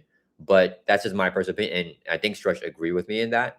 So other than Deadpool, I think with Deadpool, I mean, Symbiote Suit is like an amazing card. Like it's gonna be a net positive, and it's gonna help Deadpool get wins with it. But for Quicksilver, even him, like he's what the community usually says is like the second best hero for this card. I think that even with the race, it's not worth it. Because if you take one attack and you lose that hit point, the 10 hit points, like it's already like not worth it for the hazard icon. Okay, I gotta find a protection deck here. Evan Beowulf says, with stick to itchiness, you can ready up. Yeah, with friction resistance for free, that's true, because generates the physical. And the villain exhausts you with a boost ability or treachery. Yeah, that's really good. Because that's one of the weakest things about Quicksilver getting exhausted. Evan Beowulf says, please believe me, pull is away for him. I am leaning that way. Nar Andler says, adrenaline rush. Nar Andler, welcome to the chat, dude. I just posted your custom game request for Hercules in a pool aspect. I don't know if you've seen that one yet, but that was a lot of fun to play. Adrenaline Rush over Symbiote Suit for me, Quicksilver. What is Adrenaline Rush? I don't even remember that card. Let's put that up. Is that the +1? Adrenaline Rush here. Yeah, okay, it's the upgrade here. Discard it to get +1 attack until end of phase. Yeah, I agree this is a better card for Quicksilver than Symbiote Suit. That's a nice way to build him out for the final push to have 3 copies of this. So you can write up a lot and just go for the kill. Proof Rock says, I never use Symbiote Suit. It feels weird. I say as a campaign card, it's like adding Shawarma to your deck. Yeah, except Shawarma is just amazing, right? Like Shawarma is like a big net positive, and Symbiote Suit, it kind of hurts a lot of the time. Symbiote Suit for 1 turn, maybe. Hazard's lethal. Yeah, I agree. Yeah, Symbiote Suit for 1 turn works the best with Deadpool because it has a combo with Montage to just play it, and with the exhausting personality to like draw a bunch of cards and play it. And you just go for the kill that turn and you play it. So Deadpool works like really, really nice with that. Okay, what are we talking about, guys? Oh, we're talking about Quicksilver decks. Quicksilver decks in protection.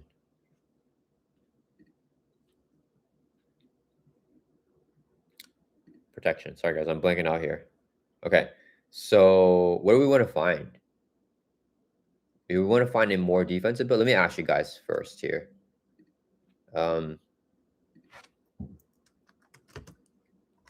Defense build. Quicksilver. Let's see.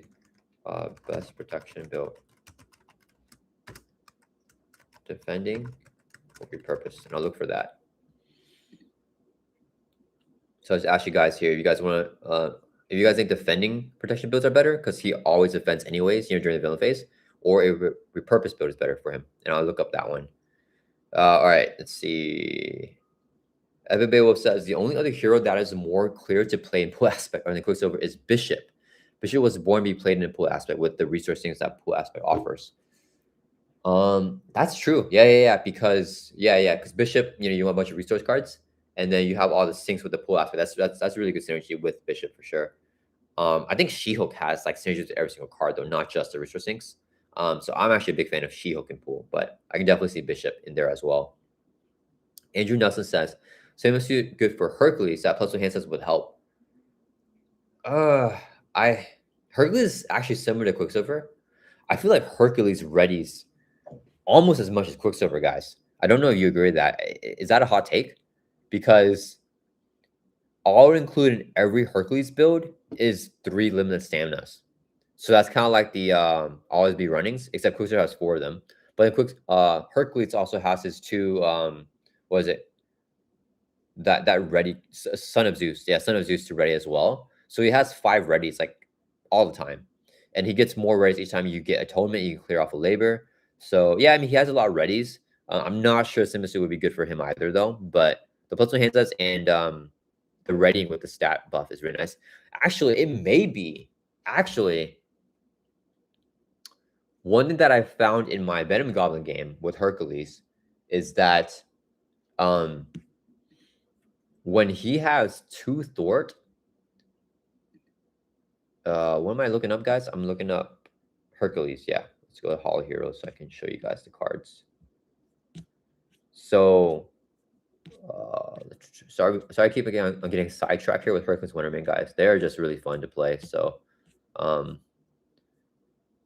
And you guys keep asking about them. Okay, so one thing with Hercules is, so this thing right here, you don't want to ever buff up his Thor stat because it does not help you with embody pathos because it has assault. So you have to use your attack stat for it, right? So that you don't want intuition and stuff like that because that does not help him out. However, where is his card? The Line of Olympus is so good to help him thwart off main schemes, side schemes. That's nothing by pathos because he gets +1 Thor, +1 attack, +1 defense. This helps with minions and it helps with schemes, right? The 2 Thor is massive for Hercules because he gets so many ready, so he's throwing for 2 constantly, right? He plays this, Sons of Zeus, readies up Thorts. He plays them to stamina, readies up Thorts again. So I found this card like super clutch, one of his best cards in against Venom Goblin because of the thwarting. So Symbiote to give him a +1 Thwart, but also +1 attack. So you can use that attack stat for whatever you want, like if you want to assault or just overkill a minion to heal with the Prince of Power. That's really good. It's like similar to this, but you also get the +1 Thwart if you need to thwart. So that might actually be, this might be a hot take. I think right now, I think Symbiote Suit is better. I would say this. I would say Symbiote Suit is better for Hercules than for Quicksilver. I don't know if Symbiote Suit is good enough to like tip Hercules over to like make him stronger, but I think it's better for Hercules than it is for Quicksilver, in my personal opinion. People, Marvel, happy to see so many pool deck lists for later. Yeah, a bunch of pool today. And also one to the chat. Bill says, if you want to play Quicksilver in protection, the way to play it is imperfect defense. Imperfect defense, really? Why imperfect? I would think, because I know like X23 loves imperfect defense because she wants to take damage after defending. But I would think for Quicksilver, he wants to just block it out because he's squishy too, right? He has like 9 hit points. Man, guys, the poll is tied. Come on, get your votes in, guys. It's 50% for both. So I'm not gonna look at the deck list for both. I just want to find one here because I don't even know you guys will vote for pool over protection for this. So we're not sure. We're looking for honorable mention or the actual deck list. Hadash Sentry, welcome to the chat, says, I have a decent Hawkeye leadership that works fine. How do I share it to you? Yeah, you can just, okay, you just published. Okay, I can find it real quick. Yeah. Okami says, sometimes chat doesn't allow links. Sometimes it does. I don't know. It's like YouTube just weird. Okay, so let me see. I can find this real quick here. So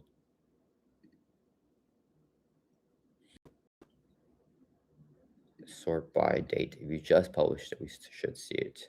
Okay, here we go. I found it, Hadash Sentry. All right. So you have a leadership deck here for Hawkeye. Okay, you have Power Novice because you have a bunch of basic cards here. And then you have just the 3 basic doubles. We got 3 Avenged Mansion. Oh, I like that. He really wants to Avenged Mansion to help out with economy. So we'll hopefully get one, and we don't draw, we can toss it. We have the Helicarrier and Queen Carrier. You have a Value Threat. I love Value Threat with Hawkeye. I think that's all include. I think my son and I shot that out. That's really, really good. Rapper Response is this for Nick Fury, and we have Shield Theme. I think we have oh yeah, this can give Hawkeye the tough and arch ego. Ready to shoot support. We can ready up Helicarrier. Okay, oh cool. It's like a leadership shoot deck with Sky Destroyer, and then recurring the shoot allies can trigger Sky Destroyer with Make the Call. Yeah, I feel this is a solid build here, leaning onto some shoot stuff, and I really like the Evaluate Threat to grab Nick Fury. Yeah, this is a cool build. I'm gonna add this here to the honorable mentions for Hawkeye. So we'll put this there. Yeah, nice, and we already filled it out. Awesome. Thank you for sharing your deck, dude. I appreciate it. Okay, Evan says, if you rely on having the defense upgrades to bump up his stat, you could have a bad time. He only has 1 defense, and most expert villains, they will attack between 5 and 6. Oh, you mean, I see. So, like, it's just too much of a hassle to, like, buff up his defense all the way. Is kind of what you're saying. Guys, get your votes in. It's still tied up. Defending or repurpose Quicksilver.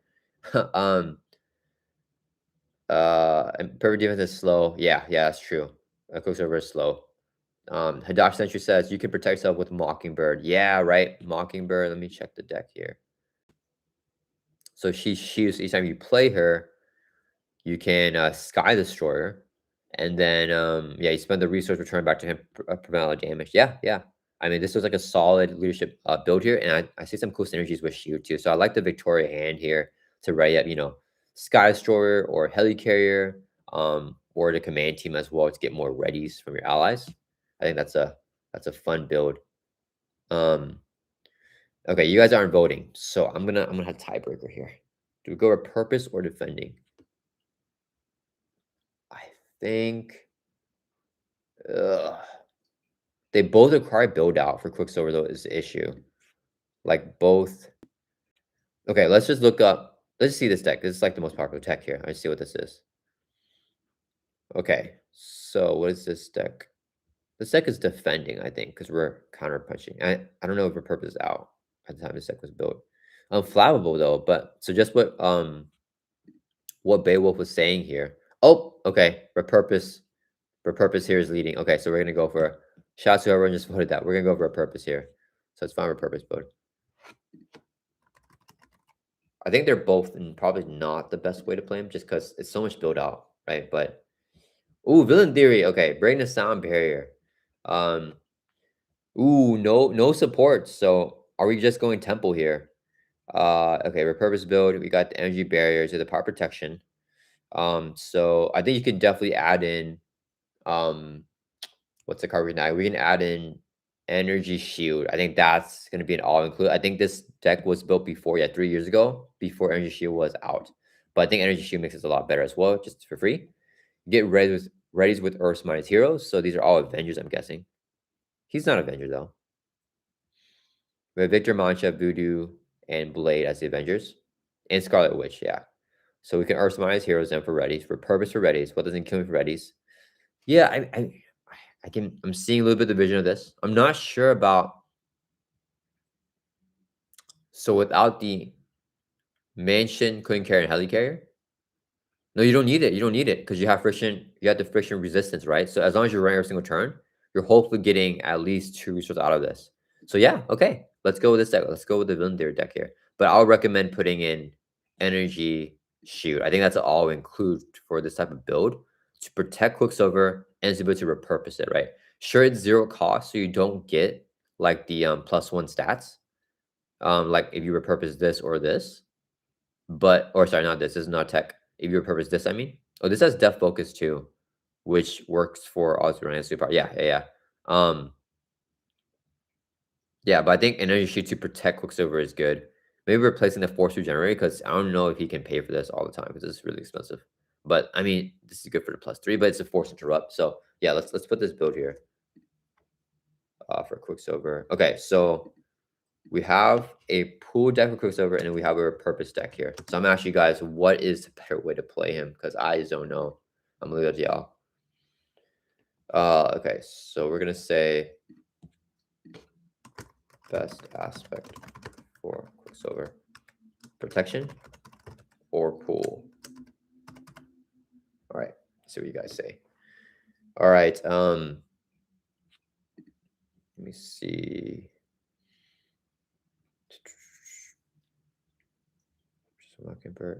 Quick note: Quicksilver in aggression for multiplayer is amazing, super fun.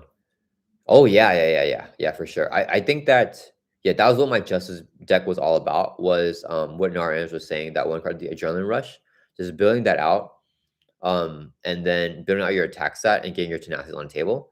Then when you have that built out, I mean, he just pops off. So I think any multiplayer build, especially aggression for even more damage, like combat training, all that stuff, to build out his attack stat and then build out everything, and then he can just pop off. Yeah, so I definitely agree. I think that multiplayer Quicksilver is a lot better than True Soul. Just in True Soul, he just has difficulty handling everything and having the economy do stuff. Okay, 80% of the votes here in the pool aspect. So we're going to add the pool deck here to the best way to play Quicksilver. And we'll have the Justice deck here from Villain Theory as the honorable mention. Okay, let's copy and paste this. All right. All right, guys, this is a weird one. We have no Justice or Aggression here for Wave 2. They're all protection, leadership, and pool decks here. Well, one more to go. We have Scarlet Witch.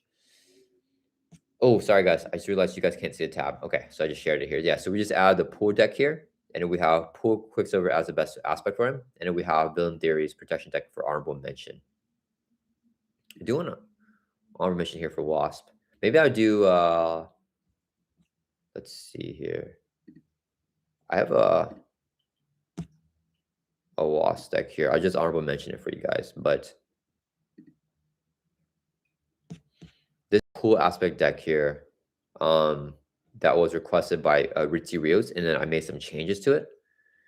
It has some nice synergies. It's not terrible.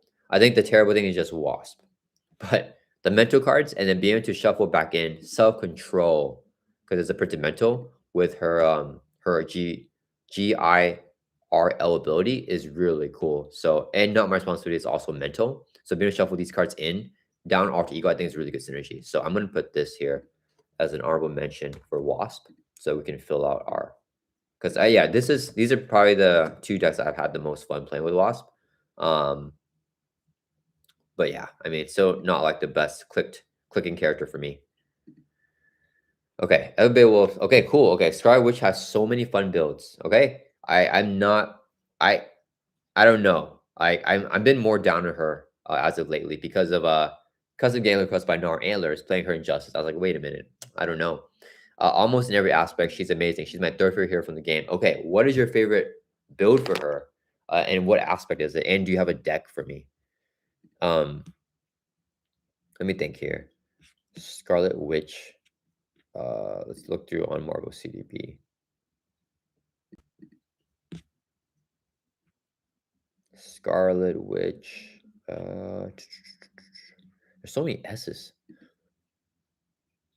Okay, so well, like a turbo draw Justice deck. I kind of want to find a deck that has synergies with her, guys. Is there any like what's? I feel like the best synergy with Scar, which is like what, like her cards. Like I feel like all I'm doing is hex bolting with her. Like that's like my main thing that I want to do with Scar Witch. So like, I mean, I think I play pool with her. I think pool is fun because you just lean into like being super toxic. Um, yeah, so it's like even more volatile. Okamiko says, I love Leadership Scarlet Witch.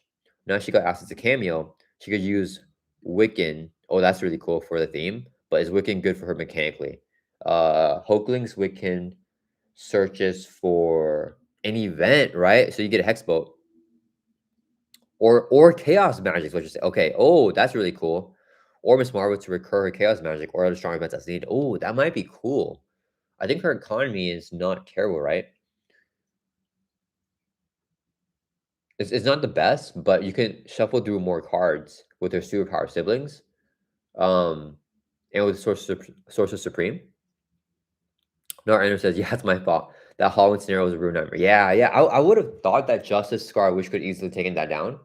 But yeah, that I was like, wait a minute, Scar Witch kind of having trouble handling the board. I don't know what's going on. Yeah, that's actually really cool. For Okamiko's shout out there.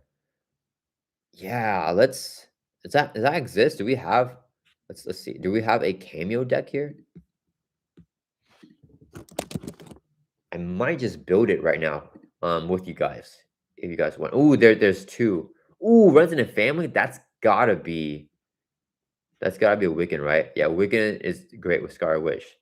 It's set with expensive card. Grab Chaos Magic. You manage the board. Grab Hexbolt. When finished on the villain, grab Electric Decay. Yeah, play Wiccan multiple times each deck pass using Regroup.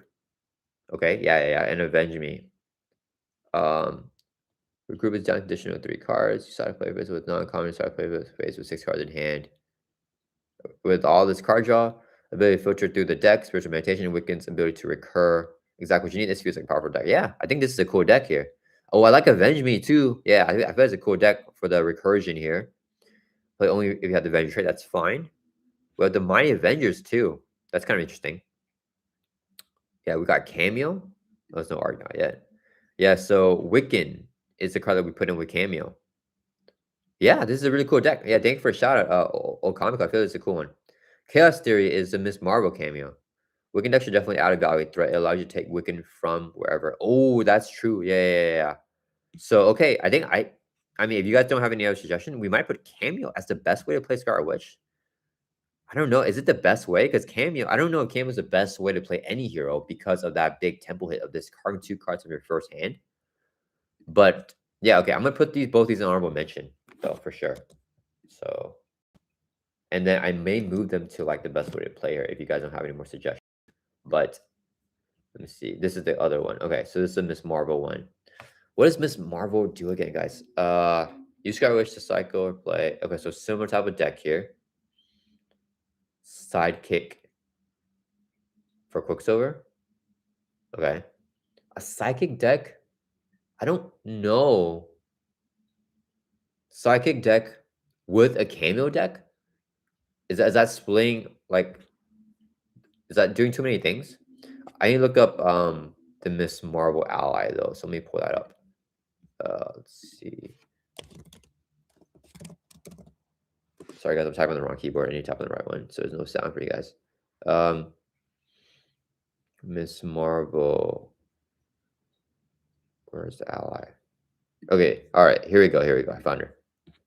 So this is from Nova. Miss Marvel, 1 cost or 3 cost, 1 thought, 1 attack. After you play an event, exhaust Miss Marvel, deal damage to her, return that event to your hand. So it's any event. So what's the combo here? So we could play like Hexbolt and then play it again. We could play Chaos Magic, play it again, right? So you can cheat out like 2 expensive cards. Yeah, that's pretty cool. Yeah, I'm a fan of that. Oh, we could cheat out the Cersei with the Chaos Magic. I really like that combo. Oh yeah, this is freaking awesome. This is super awesome, guys. Let's see. Everybody will say she's better in leadership or aggression, but good in almost every aspect. She's good. Voltron Quicksilver. Yeah. That I think this has some Voltron Quicksilver here as well, and it could definitely work, right? Because then we just Chaos Magic Quicksilver. We still Chaos Magic something else as well. With Miss Marvel recurring that. Yeah, I mean the recurring Chaos Magic is super good with the cameo Nova ally. Okay, let's see. Scarlet Witch has spiritual meditation, sorcerer supreme, clarity of purpose, blood gem, and of course, chaos match for economy. I know she'll work expert Ronin kind of scenarios, but she's fun. I think she does work for expert Ronin. I just feel like at times, I don't know. I don't feel like it. Maybe I just need to play her more. But yeah, I agree. I mean, on paper, she's got all that stuff. So yeah, I think cameo is a solid for her. I still don't know if it's the best way to play her, but I'll definitely put these in our honorable mention and maybe move them up if you guys don't have any other ideas. Sidekick should affect any identity ally. Oh, I see. You're right. Yeah, I've even done that build before, so I'm tripping. Thank you, my son and I, for that. Yeah, so I think Sidekick is for Miss Marvel then, right? Yeah. I should have read this. Sidekick to replay Miss Marvel. Yeah.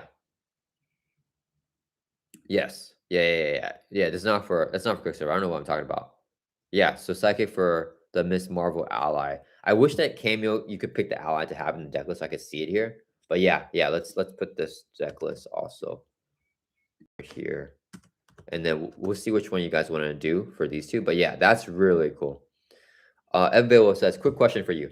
What's your top 5 heroes? I know you love Spider-Man, but beyond him, I actually just did a video talking about it. Top 5 is Peter Parker, Spider-Man. I like Cyclops and Cable. Those are my top 2. Those are like locked in. The other 2 change a lot. So okay, Spider-Man, Cable, Cyclops, Cyclops 2, and then Cable. And then like currently it's like Silk and Thor. I don't know. I don't think Hercules or Wonderman can ever be up there because like I just don't know the characters like enough personally to like really put them in top because I need to like have thematic love for the characters. But I don't know. I'm having a lot of fun with Hercules and Wonderman. It's also just a lot of new hero hype, right? Because like new heroes, I just get really hyped for them and I play them a lot more and I have more fun with them. So we'll see. I'm not sure if I will like, yeah, but right now that's my top 5. Yeah, so we got in not like the right order, but just Peter Parker, Spider-Man, Cyclops, Cable, Silk, and Thor. Yeah, that's my top 5 right now.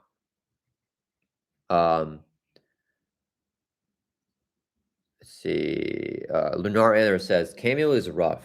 There needs to be a way to immediately make up the card loss. Yeah, like milling and praying for Deacon and White Fox in one turn. Yeah, or in turn 1. Yeah, that's a way to mitigate. But then, like usually when you do that, you have such a big turn.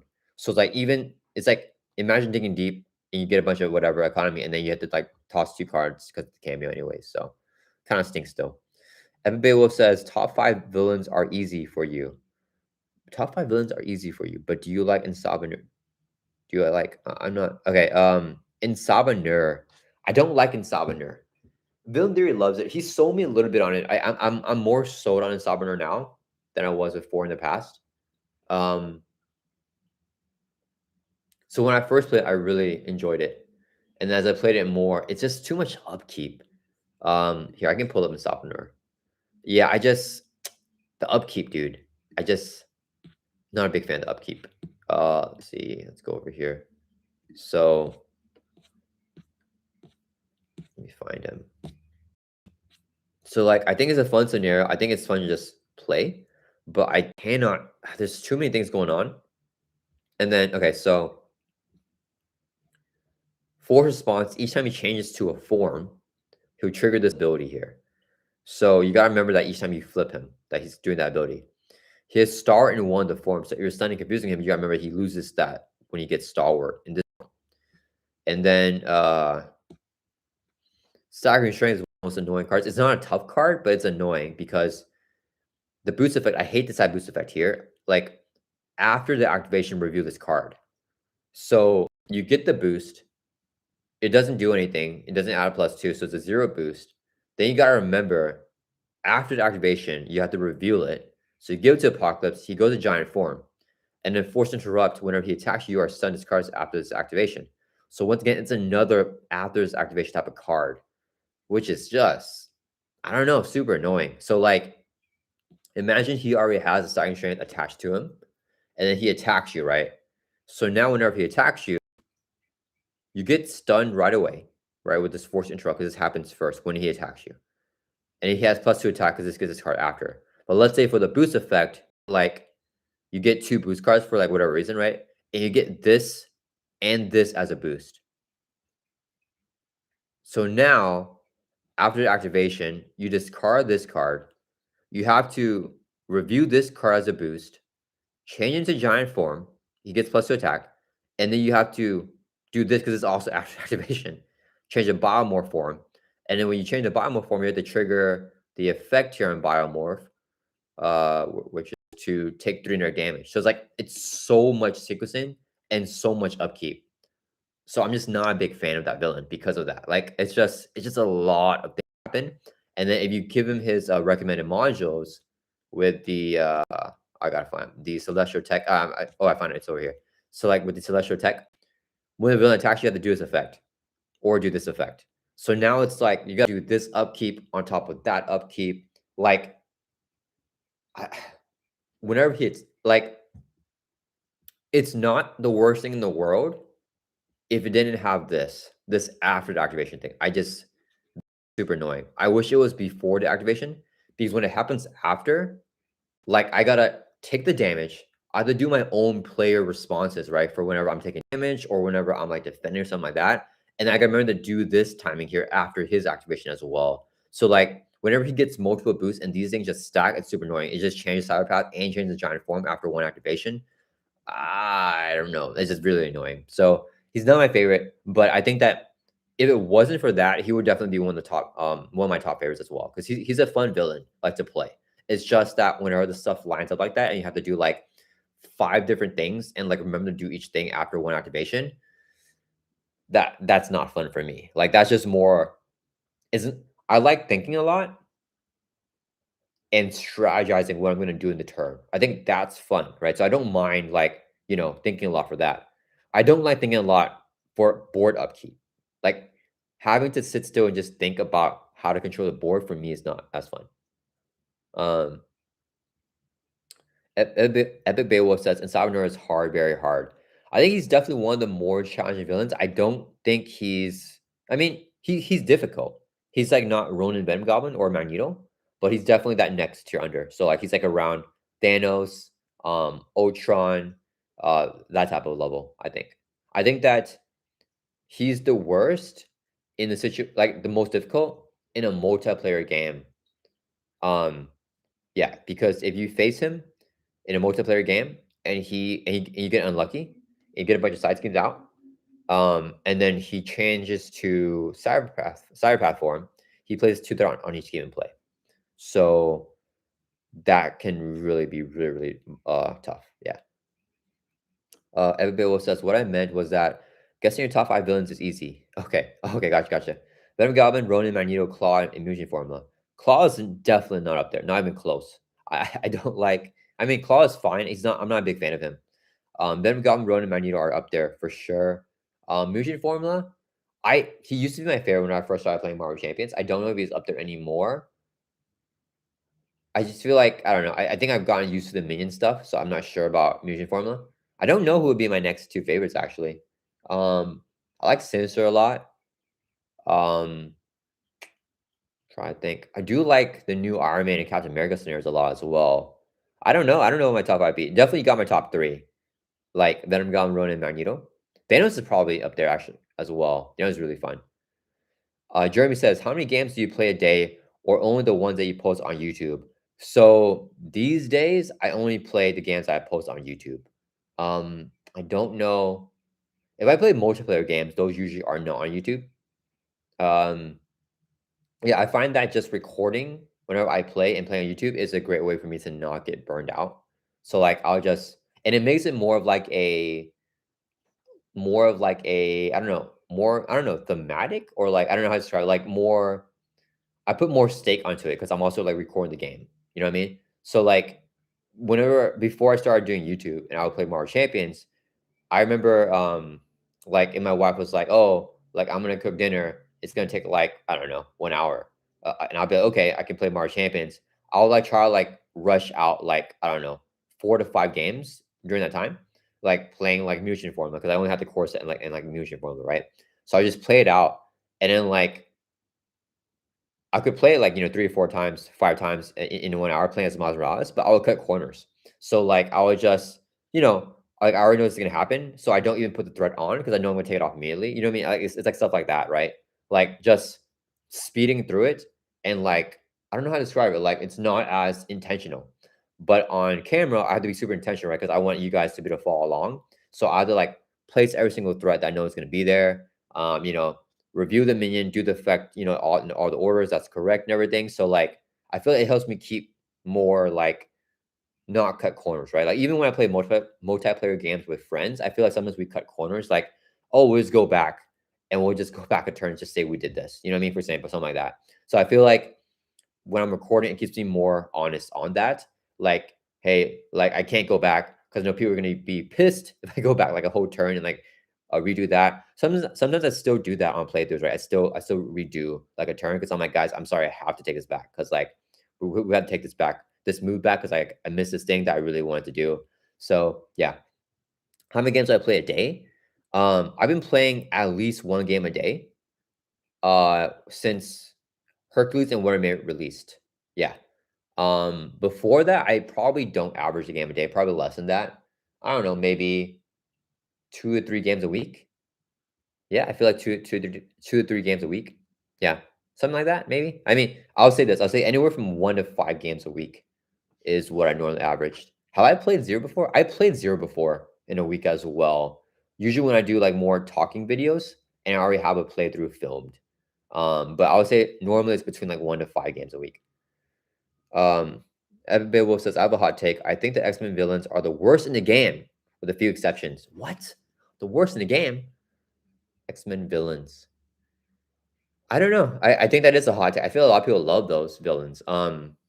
Magneto, I think, is I don't know if you like me and Villain Theory had Magneto as our favorite villain all time in our villain tier list debate.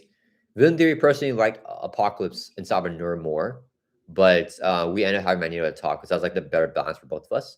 So he likes a lot of the mutant villains. Um, I don't which ones like I think some are annoying, but I think some are fine. Nar Antler says, I'm a big fan of the new Civil War leaders. You can actually run standard 2 expert 2 on them. Like they're balanced in a way to have space to put those brutal mons. Yeah. I'm a huge fan of Civil War leaders. They might go up to some of my favorites. It's definitely Captain America and Iron Man as my 2 favorites though, but I don't know if they'll go that high. Hadash says, when are you going to do a stream like this for the next cycle? Probably next week for Wave 3. I think it's Wave 3 Guardians. Yeah, probably next week, but we'll see. It depends on like if there's like anything else I want to talk about. So if something comes up, I'm like, oh, I really want to do a stream on this. I'll probably do a stream on that instead. But as I'm planning now, I do plan on doing wave 3 for next week. Yeah. So we can do the deck list for guards. I think I have a lot more deck lists that I like for guardians than for wave 2. This is definitely like I've been saying this. This is to me is the weakest wave, guys. I'm not a big fan of this wave right here. Okay, we need a. Am I gonna put leadership for Scarlet Witch, guys? So let's see here. You guys aren't really giving me anything else. I think we're just gonna call it here. Let's start a poll. Best aspect for Scarlet Witch. Leadership. We'll do leadership cameo. And then we'll do, I don't know, I think pool's kind of fun with her. And then one more option. No, let's just do 3 options. Okay. So let's see what you guys say. Evan Bidwell says Sabretooth is awful. Ooh, I don't mind him that much. Project Wide Awake is okay. Project Wide Awake is one of my favorites. I really like listening. Right? So I used to hate Project Wide Awake when I first started playing it. But I've grown to really, really enjoy it. Master mode is boring. Yeah, master mode is not great. I don't like that scenario that much. Mission attack, I don't like mission attack. Yeah, mission attack is okay. Magneto is Magneto is perfect. Mojo is awesome. I love Mojo. The Mojo pack is a rush type villain. I think Mojo gives you just enough time to build out and then go for the kill for the Mojo scenario. Magog is kind of rush because you have to go at a really good tempo. Spiral, you can take your time with Spiral. You just have to find her right form. It feels rushed, kind of. Yeah, I'm not the biggest fan of Spiral, but I think Mojo is pretty fun, and Magog can be fun. Sometimes he's a little bit weird, but yeah. The Olafs, welcome to the chat. Justice is the best aspect for Scarlet Witch. Okay, do you have any Justice builds? I can take a look at some Justice builds here on Marvel CDB too. But if you have one to link me, I can look for that one too. Norian says, I'm looking forward to you discussing Drax. Oh, man. Do I have? I think I do have a favorite Drax build. I'm not sure if I have one, actually. We will see. We'll see. We'll tackle that whenever the time comes. I don't know how I feel about Drax right now. Look up Turbo Jaw Scar Witch. Okay. I think I saw it earlier, actually. So, okay, let me add Justice to the poll here. So we're gonna go back here. And then we'll go Justice.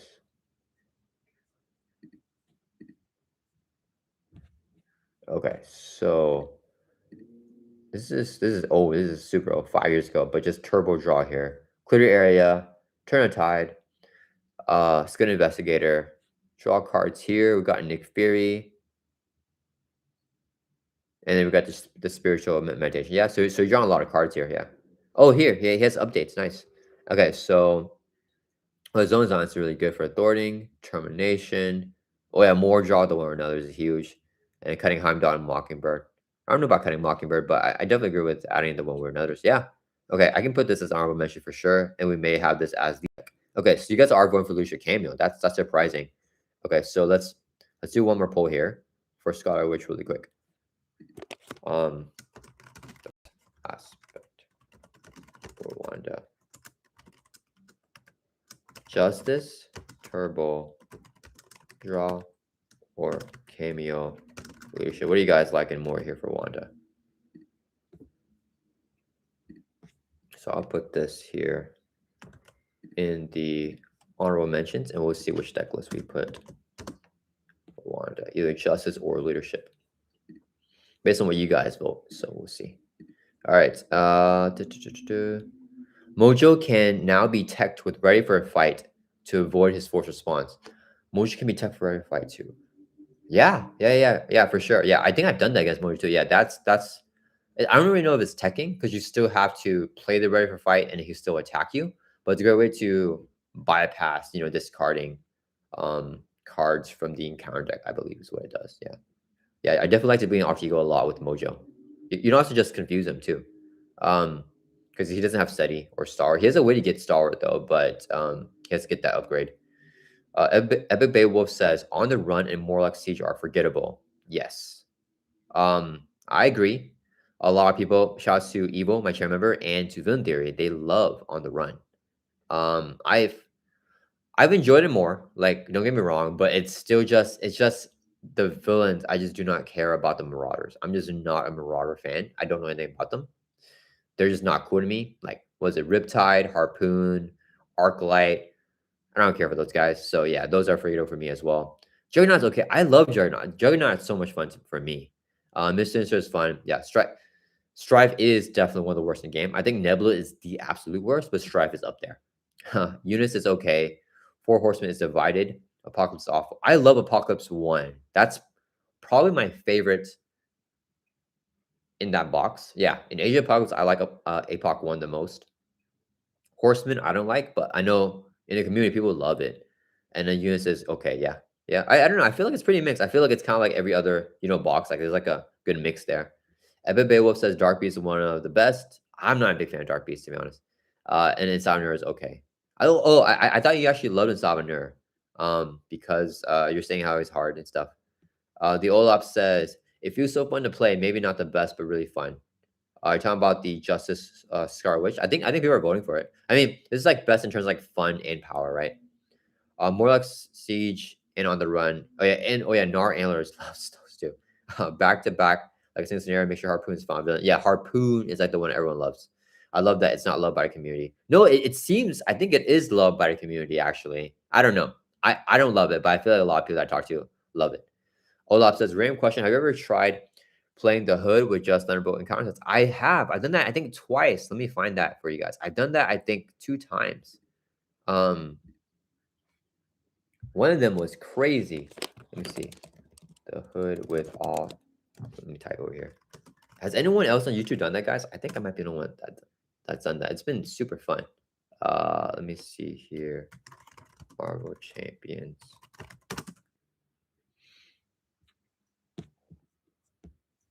Okay. Ooh, it looks like the board game lore has also done that. Oh, wait, let me share. Sorry, guys. Okay. So I did this with Star-Lord versus the Hood for the weekly one-shot challenge. And I think we had all the Thunderbolts mods here, right? Yeah, how do we even do this? Oh, we did the Star-Lord like rush combo. Yeah. Okay. This shout outs to Board Game Lawyer. He played this as well. I think, yeah, with Thunderbolts. Yeah, that's cool. On I think that's an online thing. And then I played this also with Adam Warlock. What was this? Oh, this was a vote from the member poll. My chair members voted for this. Oh yeah, this is a lot of fun. We gave him the Infinity Gauntlet and all Thunderbolt mods. This was a crazy game. I'm gonna share this game for you guys. You guys want to see this? This is probably my favorite one of the Hood games. But yeah, that was a lot of fun. Yeah. Okay, let's see here. My Senai says, yeah, Turbo Draw doesn't have any particular synergies with her. It's just very strong archetype. Yeah. I think that's kind of how Scarlet Witch is kind of supposed to play, right? I feel like the main thing is the hex boats and like her stuff. So I feel like Turbo Draw is a good way to play it because you can lean into that more, right? Jack Bell, welcome to the chat. Sorry, I'm late. No worries, dude. We're almost done here, but that's okay. You guys, you can watch the VODs if you're interested in seeing our list here. And I also have the list if you just want to see it and try out these decks. Epic Beowulf says, not sure. If I want to play X-Men villains, my go-tos are Magneto, Juggernaut, Sinister, Dark Beast, 4 villains out of 15. I can kind of see it. Like, there's not a lot of villains. There's a lot of villains I avoid from the X-Men stuff. Kamiko says, wasn't there even a weekly challenge where you get the hood with 7 Thunderbolts and also lose the victory keyword? Yeah. I think that's what I did here. This must have been the Star-Lord game, I think. I thought there's no way to beat it except for with Star-Lord and just rushing it because they lose the victory keyword, right? So that you can't even kill them. Or if you kill them, they may come back. Yeah, which is the worst thing. Yeah, in this game, we didn't have that. So if you kill them, they actually die, which is like, that's cool. Yeah. Olaf says, it feels like the Hood Thunderbolts will be tough, but could be games to get an unfair challenge. Yeah, it was definitely unfair. Hood Thunderbolts is weak against cards that can't boost icons. I don't know if it's weak to it. I wouldn't say that it's quite weak to it because yes, there are 4 boosters and you get that effect for like the thing, but there's only so many Thunderbolt cards, right? There's like the counter deck is probably what, I don't know, 30, 40 cards, and you have like maybe like, I don't know, 7 Thunderbolts in there. So it's like 7 cards have the high boost, the other ones don't. And if the minions are actually out, you might get like 3 or 4 or 5 of the Thunderbolts out of time. Then they're not really doing their thing, right? So I mean, then you're not able to discard them because they have the boost on the table, right? Adam, welcome to the chat, dude. I love the Thunderbolts game. Yeah, that was a really fun game. Everybody says, do you know what happened with the weekly challenges? Yeah, I think they might just continue in the future.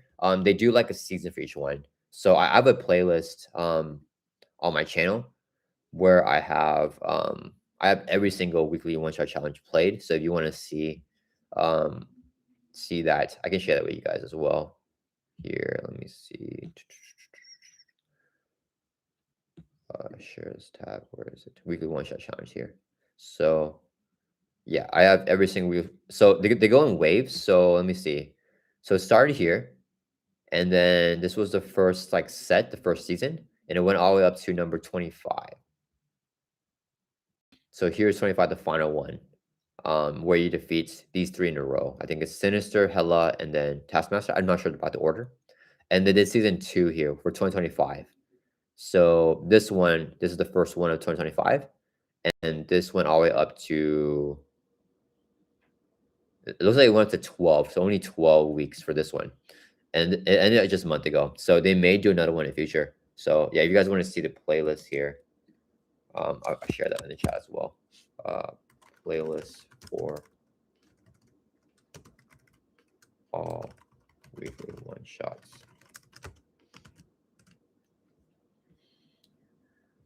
Nar Antler says, dude, that's a good game. I attempted that repeatedly and never got the win. Which game are you talking about? Are you talking about the Starler one? So difficult, excellent practice, made other scenarios feel easier afterwards. The Hood game. Yeah. I mean, all the Hood games are... the Hood game Thunderbolts are just super rewarding because I think they're more difficult than Ronin. But I don't know, they're like the most fun thing that I want to do a lot. The Olaf says, is Silk especially good against the Thunderbolts? Is Silk especially good? I wouldn't say so.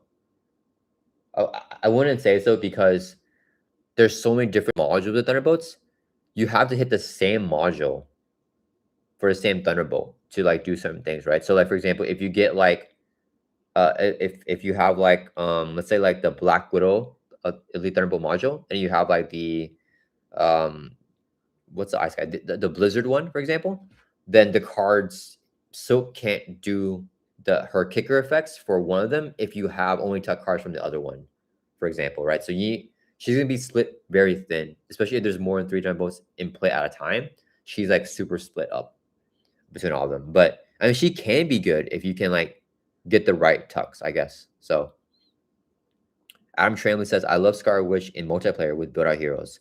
She doesn't need any setup to start spamming hex bolts. Her attack events and other cheap events in justice or aggression. Yeah, that kind of sounds like Wonderman in support rows for multiplayer as well. I just been able to play the events and just like support the table. Yeah, I think that's a really fun way actually to play. Okay, so you guys voted 67% of votes here for Justice Turbo Jaw. So that's what we're gonna go with. Okay, this would be the best way. So this deck was super old, 6 years ago, but it's still staying here. But Cameo is a good honorable mention for her. I think that's good. So now we have Justice here. So we found like our first Justice hero for Wave 2.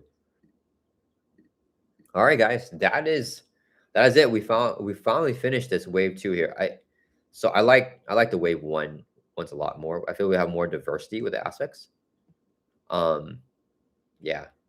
And then here for Wave 2, we had Protection Leadership Spider-Woman. We had Protection Hawkeye, Pool Ant-Man, Leadership Wasp, Pool Quicksilver, and then Justice Scarlet Witch as the best way to play these heroes. And I don't know, I feel like a lot of them, like we really couldn't have like a great, like I don't think this was like, I know Evan Beowulf was a big fan of this, but I don't think a lot of people like really like this. It's just like no other answer that like people voted for to go over this. I don't know. This one, no one really had any opinions about it, I guess, either, like strong opinions.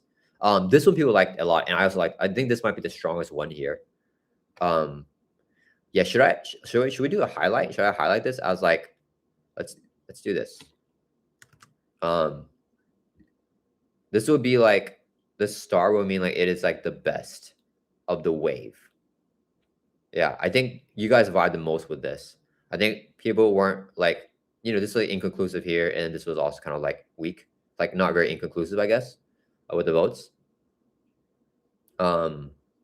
Yeah, I don't know about of course it has a lot of, you know what, we just put random stars where I think like there's a lot of good synergies. So I put this for Spider-Man. I think the Black Panther aggression is really nice as well. Shield pull I think is really nice. Iron Man protection I think is really, really nice. I think these aren't as strong. Yeah. I think Thor can go with any aspect as well. Yeah. So I feel like, and then Hulk leadership's not really like thematic. To hope more for Bruce Banner. Yeah, so I feel like for wave 1, we had a lot of like really good clicks here, right? And then no, I mean to be fair, I think we're gonna put that like Black Widow protection is really good with the prep cards ready for fight, and Thor aggression is really good too. Yeah, Thor can really go in any aspect, but I think aggression is just good with Bifrost. So yeah, I feel like for wave 1, I would say like we have 1, 2, 3, 4, 5, 6. We have like 6 really, really awesome synergistic aspects. Oh man, I'm not sharing the tab, guys. I'm sorry, guys. Let me share a tab. You guys missed all of that. Man, noob streamer. Could you put the doc back on screen? Sorry, my son. I'll go over what I just said again. Ebeo says, yeah, Quicksilver pull rocks. Olaf says, yes, Justice Turbo Jaw. Sorry for not going back to doc. Jack Bell says, must admit, I love Quicksilver and aggression, and Yarm was around him. Oh, yeah, Yarm and friction resistance. That could be a good. Maybe I'll find that in a bit. Yeah, I don't know. Yeah, I feel like that's a really good shout out, Jack Bell, for that. Yeah. So okay. So what I was saying here with the doc. Sorry for not. Man, wish I went back to doc early. Okay. So basically, for wave 1, I put a little asterisk here for heroes that I think have really, really good synergy with the aspect and have a really good deck build in that aspect that just feels synergistic, mechanically fun, and mechanically strong, and like thematic to how the hero kind of wants to play as well, right? So like we're hitting theme, we're hitting like mechanics, like everything just feels really good. So I'll put asterisk for standouts, right? So like I think Spider-Man protection just feels really good taking damage, healing back with Aunt May with ready for fight.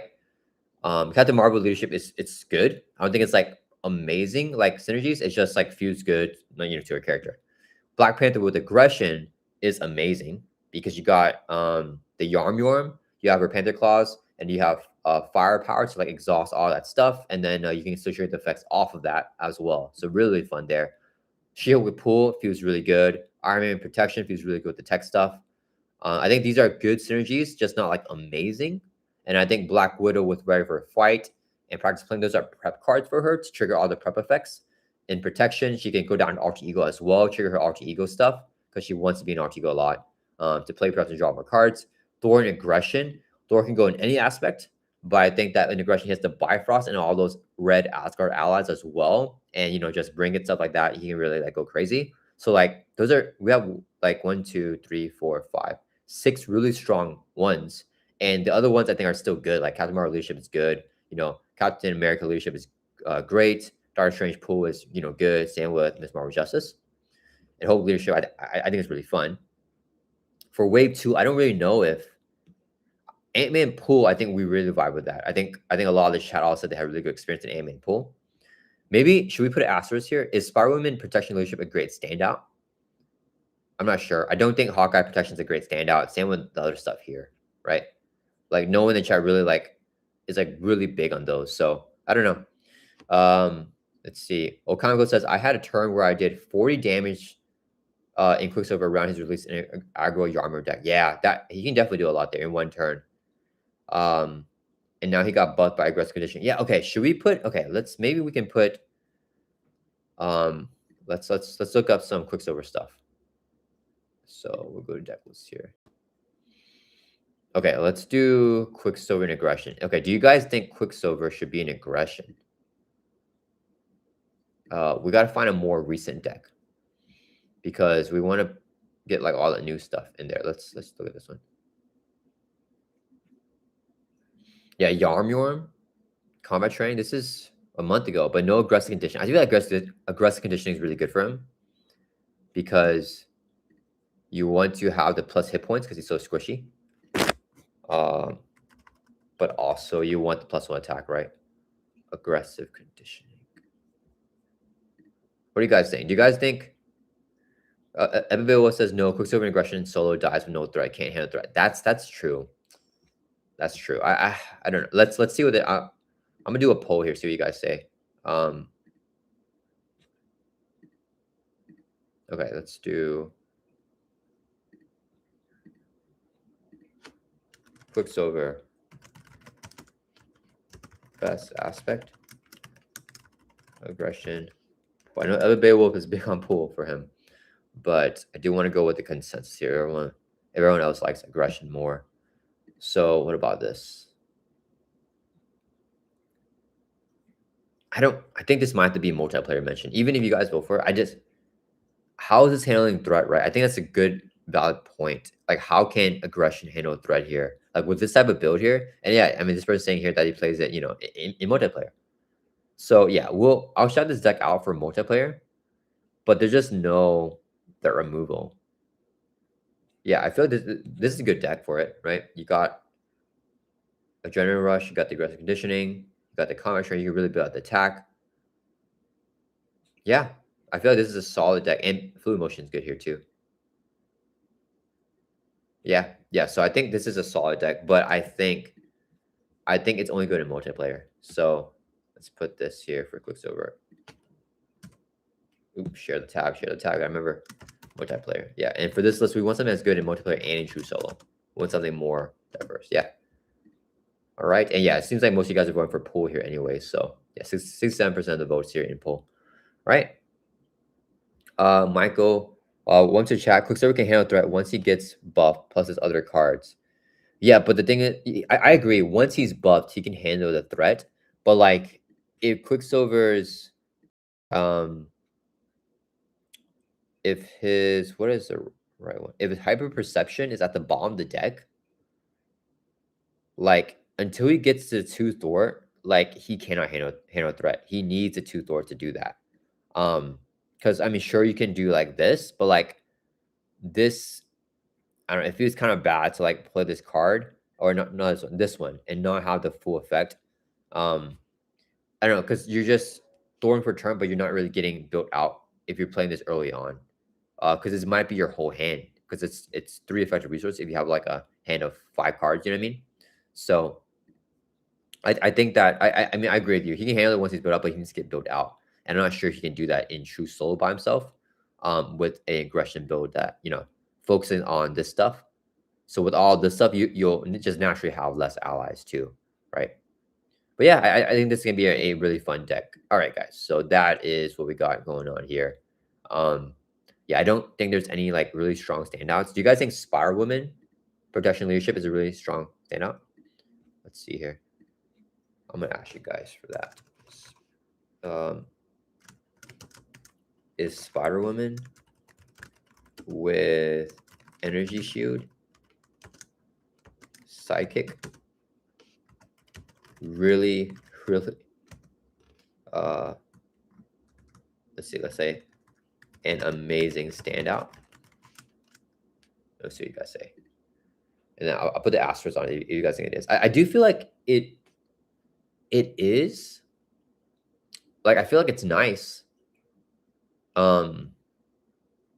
Yeah, I want to say it is. I just don't know if it's still just a lot of build out with her though. But yeah, so far you guys are all voting yes, it looks like. So I think I will just put the asterisk here for Spire Woman. So okay, that's not bad. We got two standouts in this wave. So maybe it's not as weak as I thought. I feel like 2 is solid if we get 2 standouts. I just wish I had more to say about these other things, like more really good synergistic builds with these other heroes here. Like, I mean, this isn't bad at all, right? Because we're just leaning into Scarlet Witch for justice here. But yeah, I think that would be it for this video, guys. All right. Yeah, so we have the doc. If you guys want to see it, it's going to be in the description of this video. If you guys want to try out some of these decks here that we're taking a look at, and I would just added like the best standouts are the ones with asterisks here. So, all right, we got some more heroes on. We added 6 more today. So I feel pretty good about that. One day we'll finish this entire list and we'll have like a cool aspect and deck list for everything. And this can definitely update in the future as we get more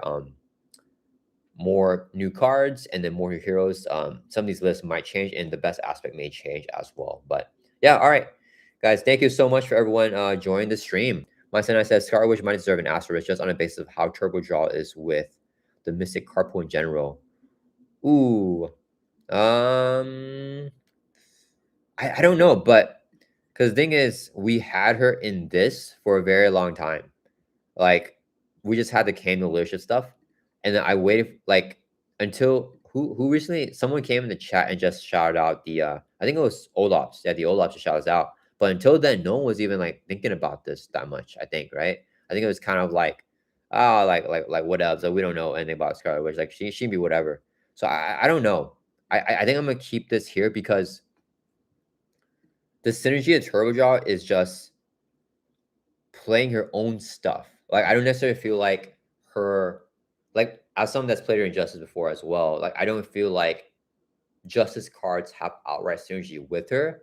It's just the options of seeing more cards, I guess, which is good for her.